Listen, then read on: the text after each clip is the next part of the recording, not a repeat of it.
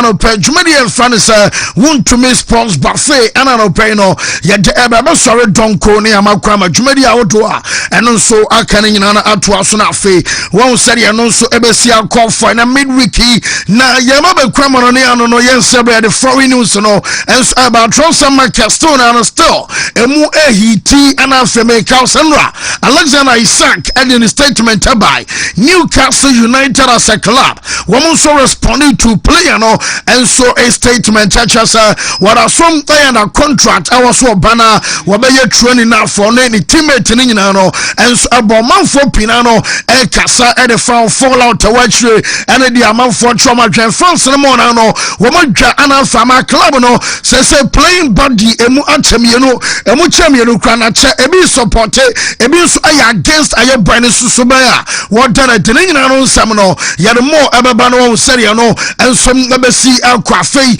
ye be room enso awo fie seria top 4 I was say baso garu kadie nyina no ye be de nkobesansa first game enso aya Premier League champions coming up against aya FA Cup champions no aya Gold Stars and aya Santiago ye be koni akwa godin komo kakane aya seria no enso ebesi akwane akane nyina diabom na no pay no ye nsem no more enso aya bajumedia ye fa no Wontumi Sports Buffet live on YouTube aya Wontumi TV live and ebiem enso aya Facebook no aya Wontumi TV live Wontumi TV live no aya in caps aya block letters ano and your friends say capital letters ubowia ebeyi aba new page we no aya virgin page na cha say wa follow na wa like o share no product bia o som obesa o share na fe wa ba beka aya njumedie enso across the length and breadth of Oman Ghana outside Ghana omunyina no yamobia che emobia kwaba one can way solo kwaba born arrive arighties anopai inside ba Wontumi Sports Buffet couple say ohoye de na me adom hoye pa coach Morgan they say bibia come out date mu what I say Sunday zoo and so Sunday zoo enu anom house of free sanuka day obi ani enso anopai na bibia so e come pa born arrive no na me depa born arrive enejo yesesha no mo oh yes yesesha no pa but languages ne de me depa you know Dutch for the German for we no Cotton Morgan was a Morgan each libel ditch means I love you this morning my fans. Okay, we gate. I say, how are you doing this morning?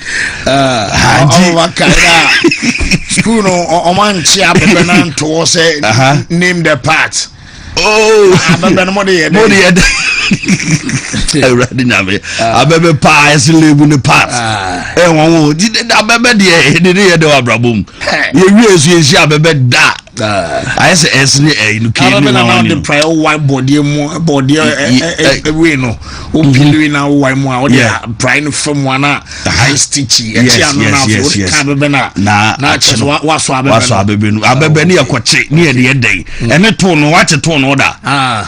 Tone no flat abonutuna or jim is rat. And I forgot you was one watch tone so Tono me be at Tono. And no mess is you dreaming of grass own said the and Frank getting you don't know me. Oh yes, no mutual dream pa. Oh tea yet in something in Anabana about 10 o'clock and I'll pay and first draw and all ABC game about Sunti Shannon Sumami. When I stand 262 hash now say what follow I prompt from Bianchi Tabiano also Wontumi Trabi when and phone network also and we here a internet cafe we here a smartphone phone Kitabiano also order be second draw a 2:30 and every 5 o'clock and you may draw about son and draw about 9 o'clock and draw about say select a letters and ABC and some adequacy Z let be able select be me and sano sabako ebema from 5 Ghana elko training nyina no wo mo so areba bon adjama mienu bamu a osika na double ekosoro anafe ne me yensa nyina so ba mo osika sem no enso ebegina brand ne mom sa koba se bia letters ne me yensa nyina no ebo ne mpo ayekwan afa so a in that order wo hihye no no eno so ebam adjama odiana chese osika no enso aye bro aye ABC game star 262 hash na fe also follow aye prompt ama nyoma so a friend e ama we no aye 8 years and above and ye come for and some adama sa for nyina to 10 and pay aye first draw no and some ababa so na best born publication on books no my control say aye approved by NACCA afei e ban some proper books and marketing mo and some aye come our pioneer ye fan some publication omo the leading aye publishing company and so our Ghana no and so aye best brain omo books no and ye come for the amount of previous and say akoda no starting sukuna near fanasa foundation and some aye fapem e wo so wonya bi and so adama bana akoda no any kwansa oye danda head and aye KG1 and 2 no numeracy and literacy our world our people adama KG1 and 2 your creative art adama KG1 and 2 and chasa phonics no so no I say be a 2 3 ne aye 4 letter words ni na no we benya be out and so adama bana science workbooks BM aye mathematics aye workbooks and languages no yawa scientific dagbani yawa fante our French our aye chasa computer no and dia kan nyina no wunya bi ade ababo fra jechas no so de nie sa obanom o jechas and so mathematics aye basics 7 to 9 combined integrated science and English language afei yawa computer and career technology obenya social studies nyina no obenya subject awon our bus brain afei so ama bana suade amanioma and some aye fine and so adamano pankrono abed la Posada hotel at chuono mape aye 0507 200 now best brain and some angel so na jawakoko and sons aswen entry and aye Jackson Herbal Center unim sa drono aye tete drobe 2000 nimu and some other bedra nanka Ghana for nyina jatum no aye Jackson Herbal Mission no ana wono ma wote sa drono aye adwumo ne pedwan mo etu malaria fever say aye typhoid ebekwa fei aye honamro na brand pedwan so droa na obianom na aye Jackson Herbal Mission Dr. Kuoko asari aba enya na ewo dwaso enonum enya ya enya nyuno achese onum amai ni pedwan mo adwuma enya na nsom ewo dwaso pebitoi na bubobi ana sa wo ye bema na so yo ba wunya dref fan say Jackson natural capsules ano ensom ebediabo kama ema mema yo ensom SP asita wo yo bana se bia libido sam ens our former and ensom ababu sexually no why emre ewo mpamnioma nkoye wo poso ne pedwanmo wo jonku ani adote yaw ens our babia Jackson adroi aye natural capsules ano ana opabie ens atona afe ye de kokwadro no so aba anom aye Jackson co capsules ano de kokwa no babia obia na papa ne na afe ama enonsom akose bia siw awo chese woni mo honamani ana sempo mojanum ene woni so ama peso no Jackson co capsules enso ebedi wakagina mu kama pebito awo dwaso aye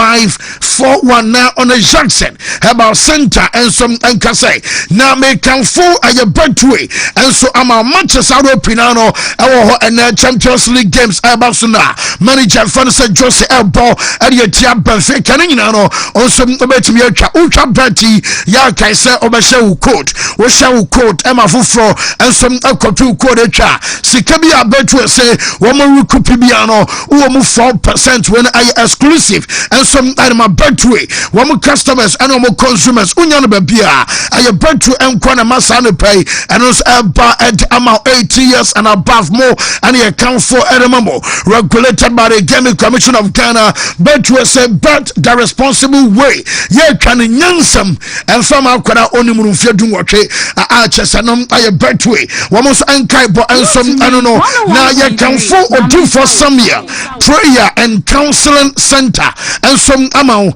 our so kwana okwaje akwantrana emmanuel manso ya friend ya kwantwe wa ba just a visa and ma fei we dey on problems and our face and some our general anya sanan kanyoma and some city a promise and fail and a dunya and I say bia kabi and some and amene wo we dey and some and say bia make us juma na upebi unya we juma no so abetena mo akwese be dey promotion Emma Odiano ayo dim for Samuel and abekona fe wona papa some adin komama nioma and some I find jama manhia ahembobo no ho and odi for some abana konya wono anso atena se ehwe omo a womo so eba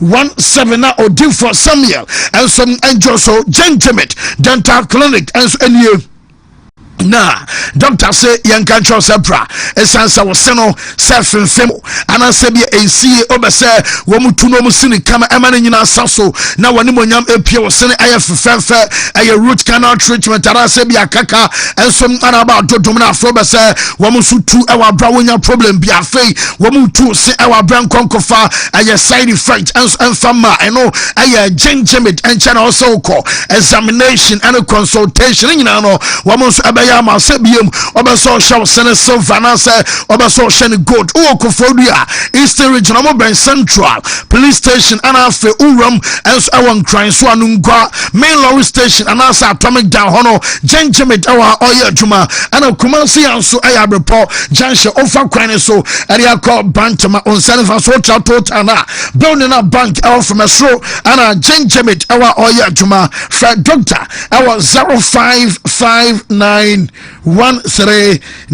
0559139582 Gentleman and so abajoso yes yanrem na afeni ko me duma for Dr. Time da so na daruma and anu pe oya de stroke and bia west pain so bia won so prostate any problem sexual weakness no wo dey woni be check time da so doctor bua na afi enuama ye kama edama doctor semen control as a bua kwa agogo school junction ona doctor ewo pokua semayera and so ewon kan doctor ye adwuma na emre our day to ya de so no kire doctor wadro abibidro ana doctor de adwuma 0244774282 0500 727-215 nafe when a doctor edin koma Lawson Beverages Limited woman taruma Lawson delay Madrid sana mekanfo ede amobi bia se ne oya bema na untimi nya dwuma eye wompema wadro ni ehile premature no eji ede for low sperm count so no eno eboa eyi fru ade ma bema bia utie me nafe Lawson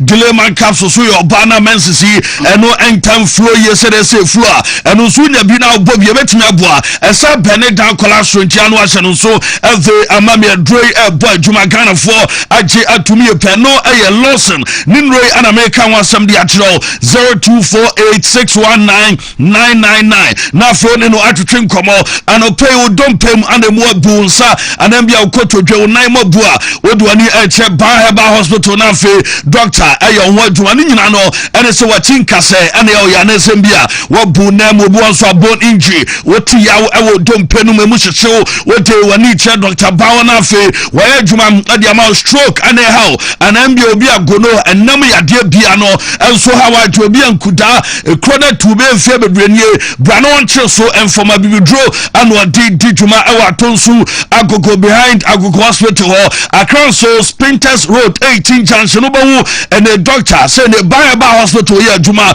ewo 0244988004 na phone ye edin komanaro pay enuama ye kama jama ye ko 3p wo ma so na omum ana de garlic mystery de abe drama so 3p ana American for jama said ye adwuma ye panu o se garlic extract atwe garlic wa day natural plant juice minerals ne vitamins asemuma na dwom sem wa utiemi anu pay na stroke and so acho anasa uwo enebusuani bi uwo dishe bi stroke na to forma mumpa bi na femo fama no onom no na hoden ba no osore jale na so nya stroke nko a obi ani sugar level osoro na fe ne blood pressure enso na ba enya sameto akra ni nyina no onum bi no na regulate na fe ba reduce kobem sase ensom ebetu de ama ojonso wote yawa ojonso ntentam ni nyina no ene adroi ana abepa bi sa no so as a free pea garlic mixture our glass bottle mo ni tini red ana fe garlic asanso de ensom ada ho eno ene label eno asano so de ama baby ato adro bia no obenya bia to 0248928824 na oni agin komo ye betwi ase amianum adawa koja komo adaroma koja shako toothpaste no ana boy osibenya hoden a no ana make for the amasen krano womu ekoskwa ye betwi de amomu anwumran so no ana bebo chako tete na nanom chako ye bia nenya yesai ade ababie ma ade boadwuma ama yanum adawa koja crocodile uti ya uti fadwa broni akase migraine no ya half na bow say na uhu dia we ya honi nyina no ope crocodile bi na bobi anu anu no enu ase ahoden ebo kan si drugline obenya biato ana fe central market obenya biato kuma se 0244559597 afonian edim enkomo solak natural clinic o mataroma wasemi musa se otunso a eya net se jonso boko eya dre ya wotedi ene prostate ana doctor ede aba prostate enlargement ene prostate cancer ni nyina obeyi ede free of prostate cancer we bema na hawa wadronye yeka ene meme de manso se solak mister eboamo etriti enkomo no so embien so tagu eya ne nka wo ma ni nyina no on use solak mister no na ejini nyina de for zeman eya panyan obetede ne eno so eya dragana for enya je atumi panya sameto akra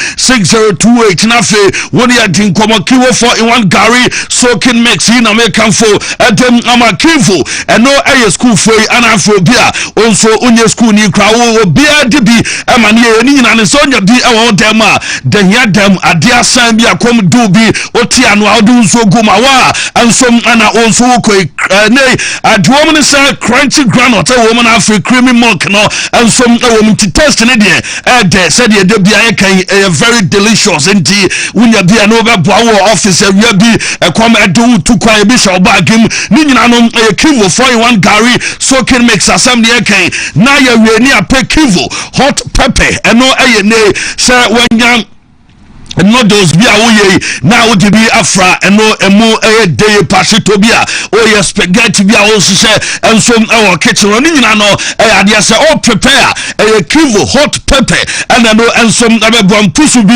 bia wanya kante bia na sem bia wanya ponchi bia wakuna weekend ozo be so de mpusu memo aramfi ese kivo hot pepper and betumi abona afro so watumi enjoy channel restaurant awodoa moya dwane nyina no mo yusu bia no betimi aboa immunity herbal supplement ana make am for the amasene peduano se antimi nyina na so ya untimi ni di emani nyeye immune system no anya papa ne onumato untimi ni di onante kakra bia no abrame ka se ya de bia timi chew emani yeye immunity herbal supplement eno ana aboa emani peduano agina eye eno eye general well-being no eno na hasam na make masa she o tiema no pay na o dampem na nuama nkoye untimi ensore enko wadwuma so abadwe bi eno anade ahoden ana ebrel atasanya asameto akra edrei eye adwuma yepa ofa yefunu ana wo makra no fa akra ni mfe dumienu a mo mani bi emane nom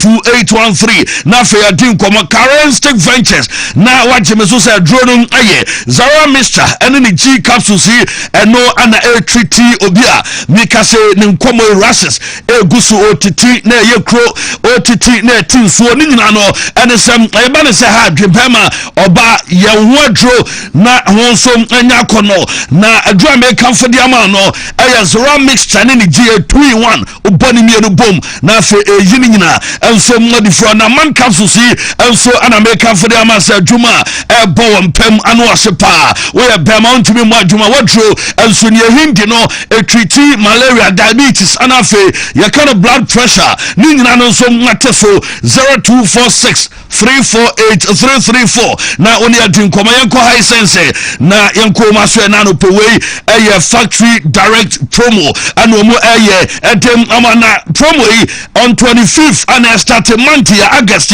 ekopim 29th of August and basu promo ne de ba no bono yate so amana ba form because high sense there while you say and the prices no yate so edada na TV ana opa almost a break na no omate so an energy saving AC ya ebo pa na mom e ma light no entry bedre eno ana se ni pe bia pe bi because light no o to anesa ntisa no so ma me man so no yase kitchen items yi eno so mu pe bia yate so ade ne bo aba form tumonso no so MS 25 year and a basso high sense showroom piano and there's a promo and some so natural company limited Oma Daruma Pro Slav capsules Tieni Pro Slav Nano and American for the Amasa or Johnson Ebia or Johnson Kakrebi na aba so coco intimi flow Bema Wadano Oba story being predu and Sana Diatini in NHS problem be about Pro Slavi and some binafiniama and Yakama true man capsules a weak erection and assembly premature ejaculation peja na da ni adini na no adia se ebetimi ama unia jina na so abadwuma ye enti sanu so true man no ana emo aye bema mu na Congo no enso aye honamani ensa ana agu ana assembly a utie mi na udware wi a problem ni ye odware wi pe now I started teaching ho ni honam ya ne hene ni nyina no nya bi na afi onso yusu abeboa pa amanuama aye kama natural 0249017101 na afi wodi adin komo ani daso herbal clinic ho ana me do edu wani no glaucoma na asembia pressure wani no so unhu ade eye cataract ni nyina no yasebra na afi amuaw na nuama enye kama mfama na ono no omwa asembia wo ye oni no operation purely herbal treatment no day on mouth shows and a spectacle say shem and as eye drop for go ani so debi bibi draw and one day saya dia ma stroke no and hypertension ya dey prostate and typhoid ya dey no momre na omwa and also to ase daku atem ama na de omne say wudu takrade amutie me a takrade and afenim patamu no your port quarters ya ben Archbishop Porter Girls or Kumase Kwadaso Estate Park ya adwuma no ho mo awon kan ewo alaji ana se tabora on alaji wala ko junction no ye di juma ewo tabora 0559901234 na fe woni elder also doctor edim nkoma Alaska enye wo dem asiesie enye Alaska nie wo paper papa nie wo papers ne de se 3D 5D se carpet de to form ana se bia den ana wo pe blind curtains awo de se ene wo mpoma yachi amana ye tese sonko ama wo dem ho enso aye nitini nyina no wo mu echese brey wo mu edinyoma awodo ana aba osekroma ese adwuma mo bona no ose obewo ya wadum ya be bon 7 build no Accra circle tiptoe lane Isak shepa so be chairman K21 no wo mu ba adwuma 0554114878 na fe woni ya ngadi komo tabia taakum obedi edibiem oba obedi be ma betafre emu ode ema tinka ewompem akona nim wompem entisano zo ya bema no ya wika wodro takum obedi bi na fe abwa apeja libido no enso mu amana kofro na tabia ba Mr. no so malaria di ana edufu aduatompem a eno so nya bia bebo menstrual pains yenu no mai eyi adifo na Africa capsules no we amatum a wodro enie 0243686861 na so ni edin komo ye ram our Semens Vital ba Mr. capsules agan na agan ne de ano den pa we bema na obeya adwuma ya agan entini no ana bema ya bema because bema dompe enim kase bi enim entini ana man ya den enti so wontini no moja ne ntini mfamu a eno na ma wo ya mre abia kase bema wa ya mre enti no magan bi na mfa ntini num dompe no so mu adwuma dompem asese sciatica wanya pains ya ni nyina no eji reduce adiama kobem se betu ase ade ama wo ya bobanso na menses no entansi so anya bia ebetimi aboy pa premature no medican ka wasam 0240616061 na fe oto adrona wo ma che okwa be fa so abenum ye ram na yakọ power specialist herbal hospital ya ma me doctor akosu aduaya na daroma fatty liver ana fe fibroid kidney stones awodo ye kan se ne obi a o chie mi na no pay na ono enso o se aduane to ne ye ma ontumi enya no hwe no omre na fe ma me ma na dro wa ye dro be dro ya ba dwaman so aduaya herbal malamix treating malaria aduaya cough ka ba Mr. Obo wa wodro eni aduaya herbal tonic nso no wonu mato ontumi ne dia nya bia ebebo aka akobanya ACP road no ewo power hospital Basto Kumase Feyase Bosumtwi road ewo aduaya junction mo takrade anaji estate or record ewo 0244544422 nafe woni am adin koma wo JC awo bejem replica JC ball pa no aha ane de ebi about JC no se eya Barca Madrid na se team bia so bote we enye jirija we enye JC a osha nafe ewia ball fifete wanka ebem debida 0547 047 771 and 0203 682 641 na fe waje ujesi papa kama no na why order na unsa ka be fancy di Maria wo mate yen question of the day no so na yen share said ye no so asitie na ya no ahye no so mam say question of the day proudly brought to you by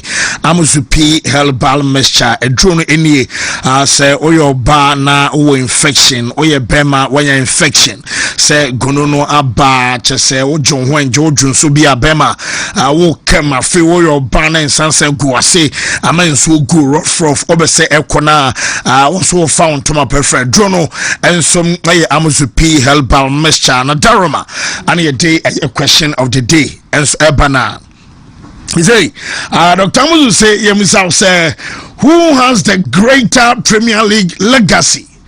Who has the greater Premier League legacy? Ronaldo and as a Salah. And no, a question. Dr. Amuzu say Yemusawa Amuzupi. Who has the greater Premier League legacy? I see Ronaldo and I say Mo Salah. Now, Kabo, want to say yes, I'm say very we question I know shipa.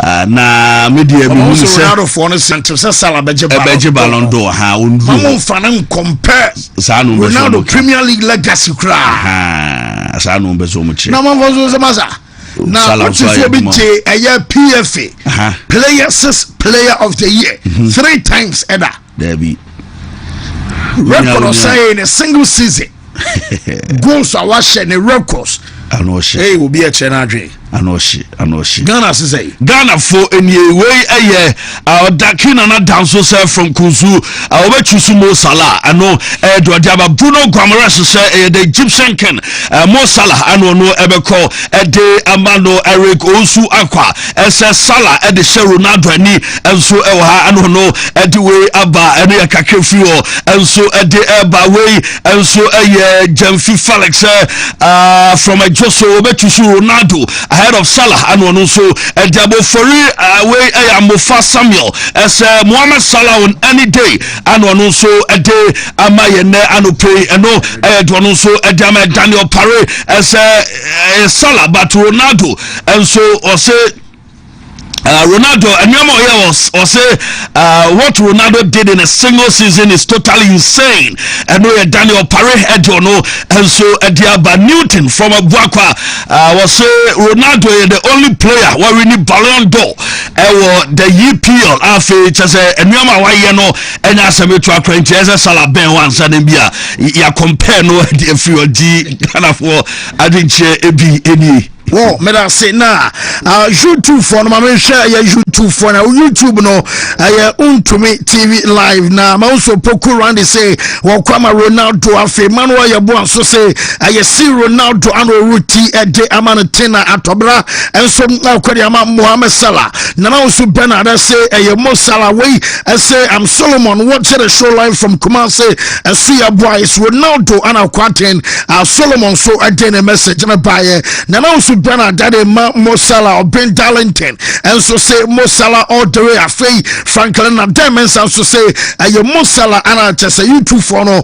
almost so church from Madrid or anya some track right no Facebook Wontumi TV live in caps so far Virgin page no mama mo 32k mon koswana Ghana for Montreal na when your teacher emphasize say CL7 and afei Dina Tria El Quadiama Ronaldo Mause Sky K and so say Salah and our Jen Empire we say I will go for Ronaldo ahead of Mohamed Salah no a serious butter I don't know a day a message and so to her and some other banana I will pick Mohamed Salah Montia come for and we Elvis Nana from Pound Sterling and what day a message and so the Bayan call your ABC game so quick Shadrach mama drawn enough film no so esitiana star 262 hash now what follow prompt and only antina letters from ABCD equisi AZ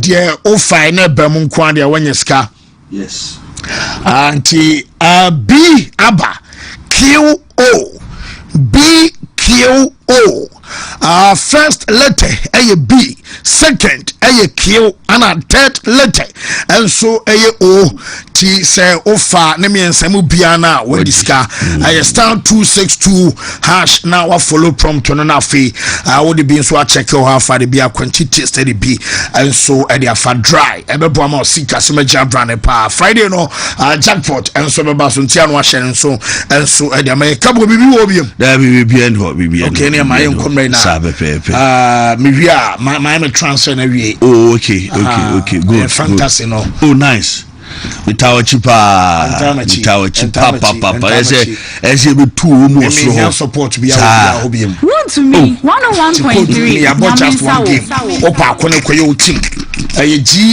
GS2ETE GS2ETE kone koyo team emetamachi okay nya obi support ene behind team oh yeah, take so they also nyamwa next week there the draw no baba the points no baba next week points amenya oh yeah o dey ya take atom ni na ya no so baba so atom ni nya 127 no yeah masa okay na 119 127 the na so nya 127 ya no so san kamo click yes the highest any go no good this week can be 230 yeah, Shadrach, take over. Wontumi 101.3. Angwangwa Juma no you Yami wohoda se uji didia obeya Juma Ansachre no you Yami wohoda se uji didia obeya Juma ye bompaye Shamachi Shra Yehuwa Ilahenu Yehuwa Ekat we ahata et Yehuwa Elohika bika Luvika, Uvika Naveshika, Uvika Miyodika, Tode Yasak. In English, in the name of Jesus. Amen. Amen.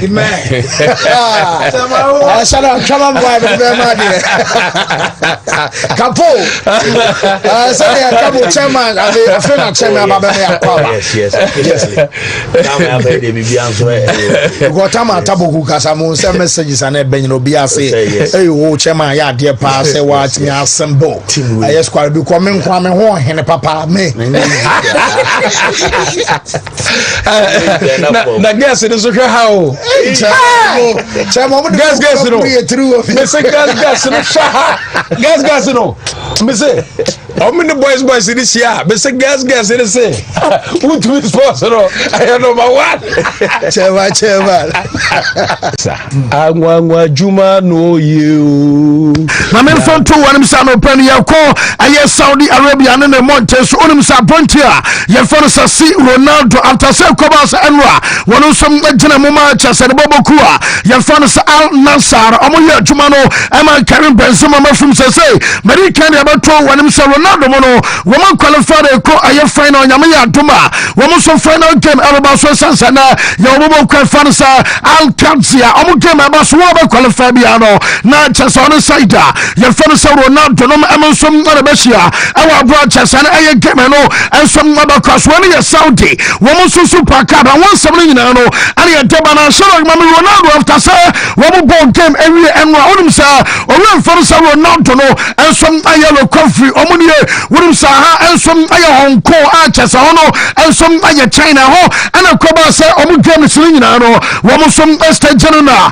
wabranim sa Ronaldo aye bi ono na we coffee ni training any ade wono som amfani agroni nyina no Ronaldo na chese oje aye ice bath awa pone wono som aye ni kansa nyunu pa na chese ba man so de aye the lower part of the body ensom aye shema chese so no de eno som aka wo hwa banatia na chesam sa na retam no wo fani agona ti ya ba ma chese am sa betro ana chese sani amani nyina no eno som shonto no ensom ayelo coffee adama wura ye fam sa Ronaldo ana chese no ensom atro no nyina no wo ba se bia perform ya juma ensom adama nasar and what wo security aye titan player ye fam sa Ronaldo ensom ajelo coffee na no pe no ya deni nyina no so adabana mama Ronaldo ana chese na wife to be na ye fam sa Georgina Rodriguez sa aye last week anymore ana mekaya pasam na batu kase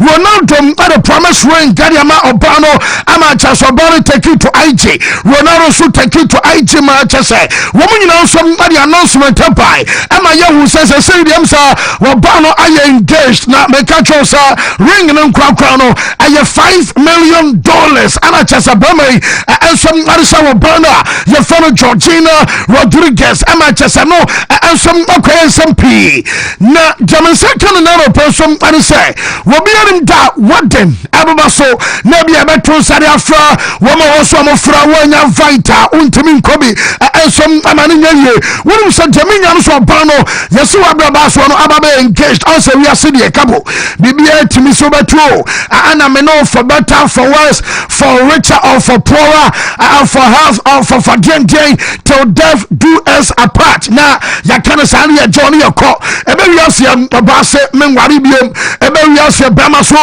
me so menwari biem sani o mani nyina no yana no nso honma aye adwuma pa na jamenya no no person bano yesem aboabomre rank action bano enso amaki demands be na really according to aye programmer womo yam our TV station ya fani say gua na TV gua ana mo yam entertainment show ana yesem bako enso ari ato se wonim nyoma akom ansa no bano enso aje aye ne kansa aye promise ring enso asha adia yeso bano so wonim dache jano enso obesin to tena bi sakoba se bia Ronaldo enso akasa wadena fono no wonom enso awade biam dia ene ono amaka se bia ene tuam sei na men koda bi eba sa obedi awie enti so bari timante bosumi bia no aye $114,000 aye dollars ano aye amount as aye monthly aye just a salary hour no bano enso abaje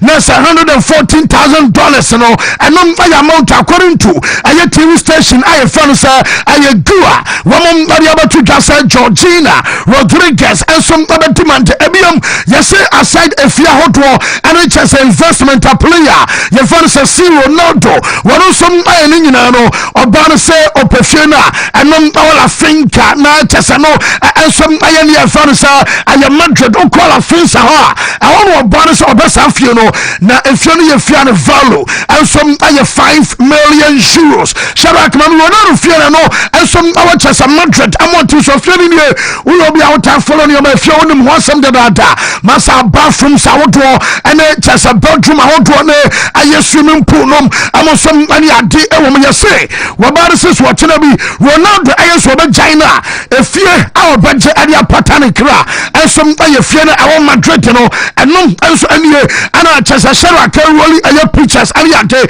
ensom adama onu se fiwe onso so bi anto wo mo yesom ne ba renting ka busumi bia no oba renting ka 100,000 aye euros and also tia we try to render Ghana now will come Ronaldo sem the fiere so ba renting aye 100,000 euros a month ama chesa mo dia no kraba eno ana dama so kan sa according to aye TV gua wo mo mpari abaso bano ese obaje aye fie we serebe a waro som are patane kra awa bra wari jaye ni ate ano som are ba onu se fie no apart from sa ye man aye ni kan sa complete aye security aye team awa hono wo mo sa additional aye security a anom aye private aye security ana cheso mo ensom awe fie no ana cheso ni pa bi ono etim ni nyina no aye cheso konkonsa wo mo som are abatutwa ama na no pay no yere update ane dia kan nyina no ensom ade ama yenkam na yemesenko aye Spain anopai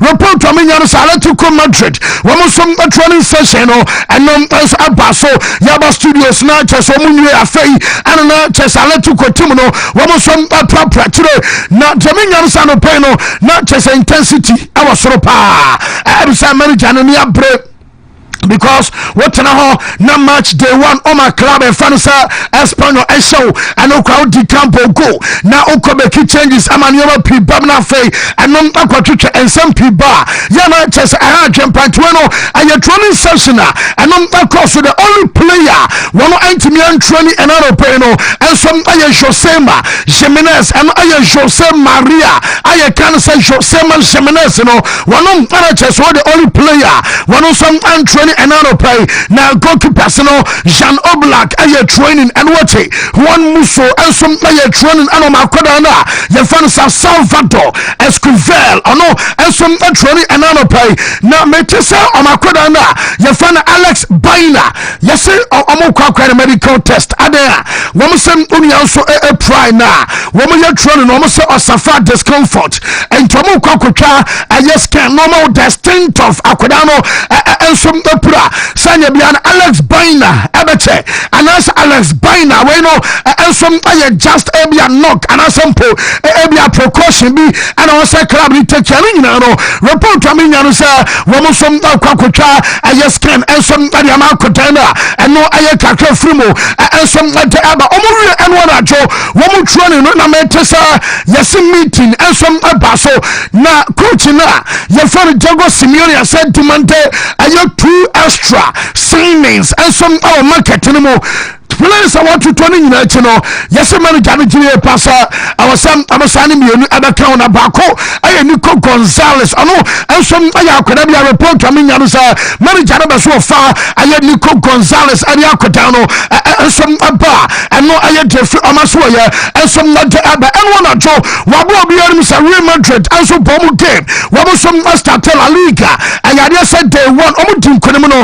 Mabaka Ronaldo Pesa. I since 2009 just a club BNY one of the Twitter Real Madrid one of some record our brand all these years in no one use game our match day one and I'm on the come out some boy no I'm a report to American cancer one was and some Eder Militao now I'm on the and Eder Militao so by no now was and a Jomo Canning answer a great feeling as also be one of some approach now saying no Bono and some control akoba just a man tip yabiano woman to the basweno and some a good feeling and some armakotana your first militao our brande woman some fusa no a good addition and some armatimono not Jamaican say Antonio Rudiger answer Yabakachos are suspended and Tomu Gama Bakos and Rano one to me was say was salve area Namiarma Sunday March day 2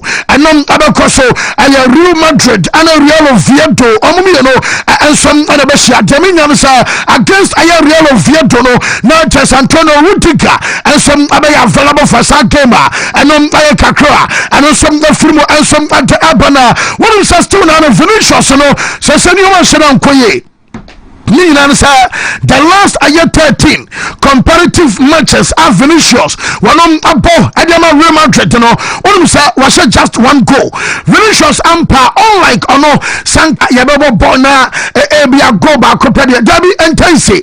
But the last year 13 comparative matches, I'm boring, and just one goal. And Akadana, your father Vinicius Junior, one of some Asha Ewa Bramarichano, also I was to the Sarabia Akadano, Robertina Lieutenant, and your Manchester, Matompono, and some Apajabiana. Report to Aminian Senator Trent Alexander-Arnold, Mete, Sa Enra, one request here, Sam Manijan, and you film.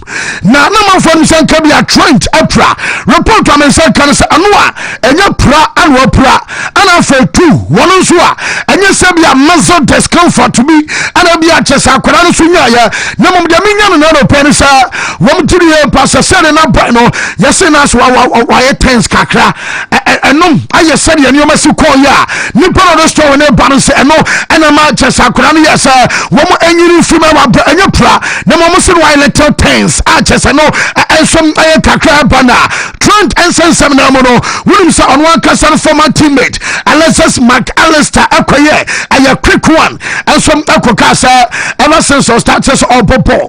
Who great passer, Eche Akurareda, see a cast will be possible. One over Fansa, Alistair, only Messenum, and a Chosoma Canino, and some Abobat. Yabusan said the great Aya passer, what they are doing, and some Ama Akurana, Yafansa Arnold, our brother, will be on some Abanabasunum, and centrally back Fansa, Antonio Romero, and was said Yamatu Jasa, Bona Trent, Abon Enwano. One year she and a young one from Kwa. War judge from a year club war championship. Real Madrid, Akoyabama, born and now born our Liverpool. A year say, and now born and Real Madrid. I'm a four mo. Now, no, I'm to Cromwell. Woman in Nova Cosso and a team now Bono. A year Real Madrid, as some LK and your Liverpool. Now, the best one coming answer and say.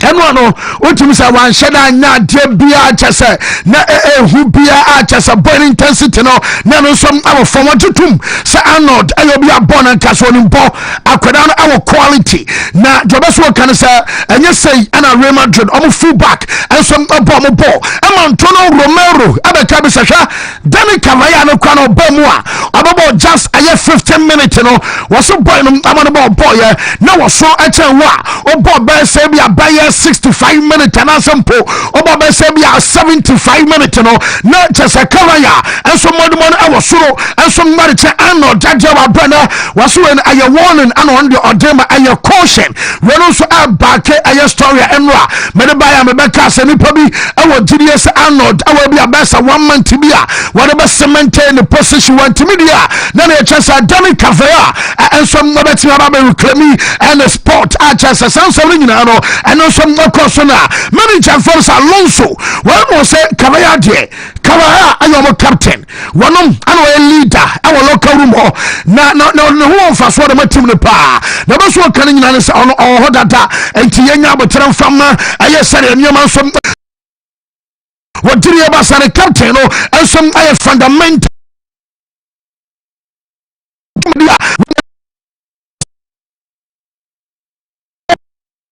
chance and making a debut from last week and some other channel many others so back and some others I almost have what and you're trying to get but to say a new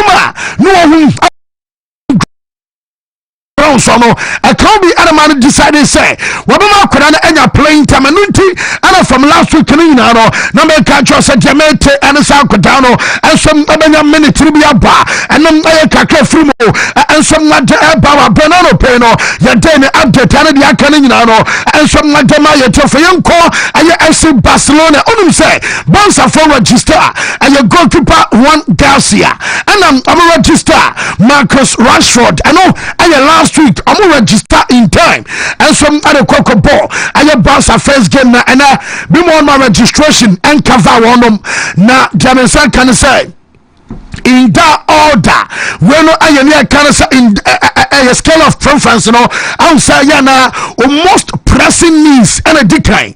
Now, according to Ayabasa sources, no woman, I don't so much say, and Omo register on Monosaba, Sabia Obisa coach, Hansa Flex opening, you can register via Bako, and I said, you know, when you can register now, many Jalabe catch or some register Quadana, your fellow Gerard Martin, and Tiono, and a German second, so I have priority, and some Arma Bassa Timono in that order, and your Gerard Fantasy Shasson. Papa ansana womo ade ayeruni barji area soso and so about say bia ne poba kopana basa betime I register sana mo next game abaso dia and ya Martin ebenya registration and ya mienu dia goalkeeper Jasini ebeka ana sam ya sanso dia ansana akoda na fanisa runi barji and some anya mwura eno aye seria city awa brano some nyina no ya de ema ye chemfa enaro pay and some awo shono suna wonum say deminya no sa Frankie Young and so an agent no one more papa when new agency now yes new agent no crown the signal sako ma aya basa for so and I represent aya Frankie de Jong na wa briefing baby akwadano we be stay no akoswa upon the ball and some adiama bobokua ye fan FC Barcelona amon fanin koba bia wa mama stay no akoswa new agent no say I'm about to take charge aya chuma no diama a player your friend said to young man agent na wono agena adama inyaki penya ene Hector Ford anopay Ronaldo that Esportiva and some agent and you woman yana very simple I won't kanka sebio woman mo kwakaba jobo ma dress quinta and me suit at the tire toso tripping police okay bonne nufu ase that is what agent no but woman very simple cry woman in you and I made there to gasa your follow Fernando Solanas ano ana just what them adama nyaki penya and Hector Ford obesia and ye deco ademinya no say goalkeeper no and just obo fullback come dachi so mo na afi woman some sorte amanioma and some aye kama ewa brand opening no and some aye kakra and some from Anteba Bahun some no ye de amiete for Urumsa Italy woman coach and some aye Gennaro Gattuso and another player so Drew Milanello answer one former club AC Milan and all one an assistant Leonardo Bonucci and some other choir Archers Gattuso and some Drew Milan also asway onye and Archers all union body free trunk of Ayakana Bama some continue to the Trinano one some never do come kakra or Mauritania AC Milan and Quadano one some I say one JC Abba national team Aziz as some and some American the last time at Italy and some World Cup no 2006 Nessa by 19 years and you yes na no yabi wom ahanti jaminya no sa wom chase omodi abano wom say omodi pay aye tribute adiama aye the year 2006 about Italy wom some age World Cup ade so wom na so no enom ana che so design aye Italy om chase no and some adiaba kama yare update nyina de ba player na ye fon Leon Bailey make an ever so be join Roma and now Roma for no wom confirm wom say Leon Bailey aba chase woman some Abana Kwadani and Leon Ababe player and some Adiama a Roma team no make anyone to say Noah Okafor joining United Bobokuno Yaba Studios and pay not just one only agent and I am Panafonius I am border one some at a flight in them one some on son and California no Okafor Oshama to Sanabra Kao or almost a power cruise to Salah or to Mr. Brown Archers Akurani one answer agent and in Yanum I'm some Anakofoya Dono mention Enra 20 million euros with boss Enra and I amount to a similar Timino wɔn nso abɛgyere agu ɛyɛ ɔmo bɔtɔm na ɔnom sɛ Milan fɔm akora ne fa no sɛ ɛyɛ Fofana nso amamyɛ na nanso yɛ sɛ offers ne ba na Milan fɔ no arejecte na dɔmo ka no nyina no sɛ kɔba sɛ bi a Yusuf Fofana ɛnɛ sɛ bi a ugly wɔn ɛde bɛyɛ 35 million euros ɛbanko adeɛ a wɔn ugly ɛbɛtia sɛ na wɔn agya akwadaa no Yusuf Fofana nso akwam wɔn no nso adwane ugly ɛwɔ Saudi Arabia ɛwɔ Napoli so camp no Romelu Lukaku yaka sɛ wɔpra ɔbɛkyɛ ɛwɔ abɔnten na ɛno ntina bi a ɔbɛkɔ akɔpɛ striker dɛminya no naro pɛ ne sɛ Lukaku no yɛse watake decision sɛ ɔnkɔyɛ surgery ɛsan so ɔdiri yɛba so ɔno ɛnso ɔkɔyɛ surgery a wɔbɛkyɛ ɛwɔ fie wɔno apɛ sɛ wɔuse bi a kyɛ sɛ normal recovery ɛyɛ process sɛ dɛbɛ a wɔno nso ɛde bɛhili ɛntɛntɛm ɛnti surgery deɛ ɛyɛ out of the picture ɔnkɔnkɔyɛ na wabrɛ yɛse wo nea nso kɔ nkyɛn no nyinaa no bɛɛ sɛ 3 months ɛdeɛ Romelu Lukaku ɛbɛtena fie a ɔntumi amɔba no nti no ɛnsɛm anasɛ Napoli team no wɔn bɛyi ne din ɛde afiri ebi a talent series a wɔn list amado bɔ ɛyɛ league no wɔn mfa ne din ɛnka wɔn ɛno wɔte wɔn list America presente ɛde akɔ akɔma UEFA sɛ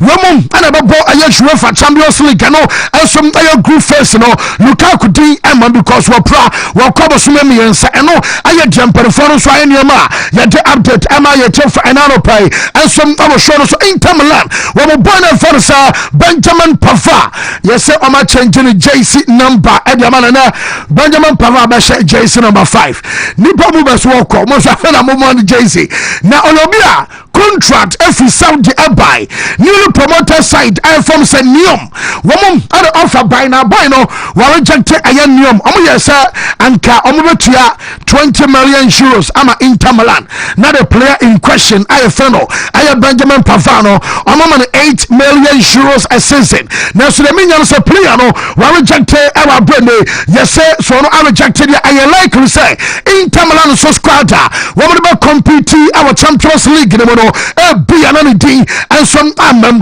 on be ne din e de free squad ne besa sana am se on be so mo chese e basa ne dia obaboro so entimi register our Champions League ne mo enso amane nyi e abane nyina no enso aye kakra free mo enso ade e bana akwada na ye fa no Jadon Sancho ye se Gianpiero Gasperini Roma coach no na nya pretendene sa Sancho o bada ban na akwada no besi ne wo mo obi ehunioma ekwana Frederick Masara wonom aye sporting director and some Adama Roma Adibi also Ebiano waya what 23 million euros were presented Ediama aya Manchester for no later ayadesa or the Kakrabekao and a bonus so aya 5 million euros plus bonuses and no aya salary for 5 years and Akodano one of some other to your signers Afibiano about 5 million euros and some of the bonuses no and some second say yesi deɛ amado no entimi maso sɛ ayɛ kasai ayɛ sɛ boy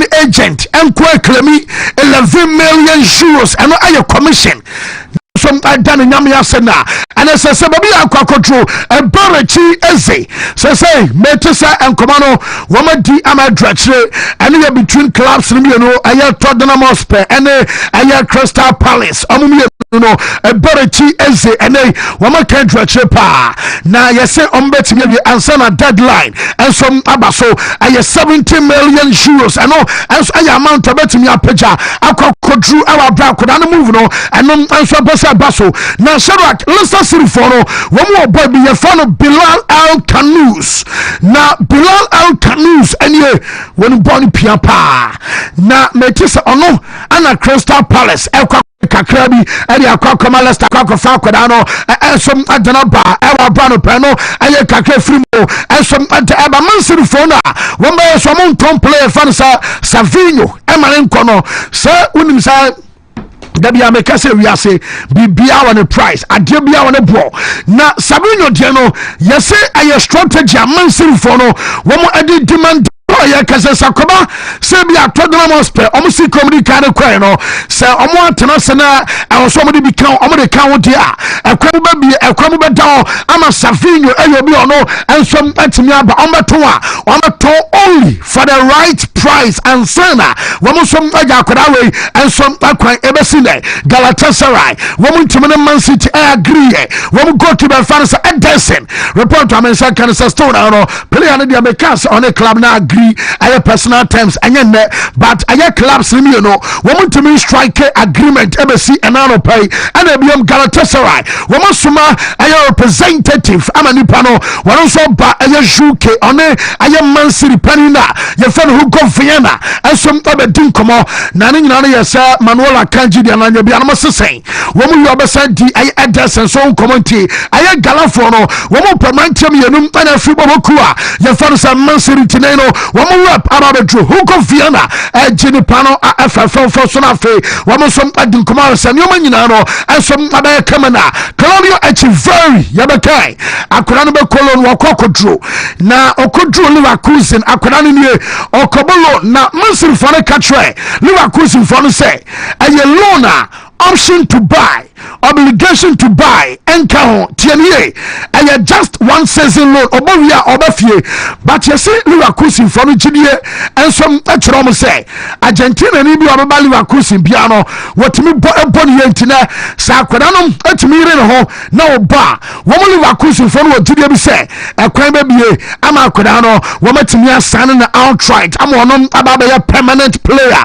ɛnso ɛde ama Leverkusen team na anɔpɛ na boy na medical no ɛno nso abɛkɔ so na manager fɛrɛ sɛ Pep ɛdeɛ ɔnso ɔno abea ma basketball kɔ ɔtumi kɔkyi ayɛ basketball kɔkyi sa ana na no yɛ ɔkɔ concert the Oasis ɔno ne background no ɛnso ana kɔkyi so ohu bi a nkɔsɛ bi a Pep nya akodonkwa bi no srɛ wɔne ne baba wa ne kɔ ayɛ concert no na manager no bɛ sɛ wɔde the Oasis ɔmo rock band ɛkɔmpɛ ayɛ football ansa ɔso ɔno abebi ɔtaa kasa yɛkasa bi obi ɔwɔ the best team a yɛsɛ bi ɔbɔ 1 season 2 season yɛkasa ayi wɔn yɛ the best team dabi wɔn no wɔn nyɛ ne band ɔmo start so ɔmo perform akyɛ paa but ne nyinaa akyi na no yɛ ɔmo san bɛyɛ concert ɛnso ɔwɔ kyɛ sɛ ɛyɛ UK hɔ no wɔn san sell out na ɛyɛ sold out ɛno ɛkyɛw sɛ wɔn yɛ class yɛntie Pep ɛwɔ abɛn na wɔn infuse music ɛde aba ɛyɛ football ne mo Pep Guardiola ɛnso ɛkasa. First time Liam, Noel I've been many times, but Liam I never met before, and I met him before the concert. They were so kind. And did you get why all the hype was around them because they hadn't performed for so long? Yeah, I think it's good, you know. But listen, I don't know how many concerts they sold out and everything. That means how good have been. So always I said the same, right? I mean, look. One team, when I said, this team will be one of the best. Always I ask me after 25 years. In after 25 years, the people talk about that club, that team, that was a good team. It's like a books. If after 25 years, the people read the same book, that this is a good book. It's like Oasis, no? After, I don't know, 60, 70, I don't know how many years, they come back again and sold out all around the world. It's because, guys, they are good. Otherwise, it's not sold out. How good was Oasis? Really good. City one manager fans Pep Guardiola and I'll tell you then excepts Amantine was say Oasis one I the best I rock band the last 50 years since what the last moment performing not but Omuban Anuano one must have a sell out our penny what they compare a football they compare a books any adena Shurak some me Alexander Isak a statement and pay your king came with Emma your telephone some me I am Man City in some statement some about to akwada de ano so na Isak de no be catch on say was say umo bi promise now breaki ayo promise na it means say what breaki ayo nipa no trust uluzi nipa no gidi ano wo muntile tenteni tietani nyina so acha sa waya di ache na promise amodo man behind the scenes amanfo nim nioma ekosunto obi asori a no obi e ka de open na wa mama ono aba ba nipa boni ni ene adere nyina no relationship can't continue. Now, a relationship I don't know, and some any Bobo Crafans and Newcastle and Tamino, and Tamin to also PM. When we are a Newcastle for Sulamadi Baman or Pame Camille Solomana, Newcastle Sudan for the sake of Omwa, and a moment Yaman Tamen say bonus summary, and some Adamo almost would Tintini telling you, sir, woman so I disappointed, sir, Isak, Sanaman, and Domo Canning, say, when I a cloud response, Bama, will be on one call a year commitment to be and was a Teresa Samay. I was here, Jow Krama, Konompo, some conditions, a man for me to me, TBR. None ya chasa, young to me, Tom, my own command, but enemy will say. Liverpool for me so genius San Newcastle statement wouldn't to Emrebia Chum I have Philip Coutinho and some January one would almost 13 clearly Sabasa Frey Mon Comatina Coutinho no yen ton and yen ton watchana but later Womu Jamo but Womu de Acadoma Champomari at home sir we don't foresee those conditions being met Nesam and yes Obiso Pono Bana want to me and Canisem Yedia then it means only option that so Banafe over to us so Abon Tomodi Domo can say what that some other club on our contract now contract in that channel I was so sure now join with teammate on bet you are Kwabana Massa Red your bosses Namanioma and some other farmers animal in our course so make a choice say I'm brain on make shin say time and you just say now Jamie Yana say statement na Newcastle for the buy no woman dey kata omobufuo so na abufuo de ebi aba pa playing but no we chana dwesi ai ana ne kwan so no munjana man nko ebi so abu ofu so no nko ye hwan monton man nko ama playing but ne kwade mo ache entom gire ba so oman hwe kwa weekend Liverpool abesa ba she Newcastle ama ye because na playing but ne mo ache me no but me say kan yin say Newcastle for say woman no so da in fact woman intention be other sir woman beton Isak amono and some control function team message no I very clear when you for sale who stay I know I said the message no and some other come on but report to me you say Newcastle for to me lande akodana your fan say Juan Wisa if you know crazy now Liverpool mama ya 110 I'm 100 and I be our mammy aboko 120 no to me mama some no betray 130 million pounds Newcastle ebe jemu ama akwada Isak no aba na me Juan Wisa no monsoma fantidi here say Newcastle abelante ayoboy because on so Brentford one so ya grada one so abetie 20 sana de no and some asia kwakwa mama Alan Shearer we follows Alan Shearer we want to say hey was your boy na din komo so mante gona say nipa Daniel one so da eda say ana Isak esitie no da say no be kobisa say wo Alan Shearer about the waka no tum Liverpool ni ano dadia ba no watwe awano 10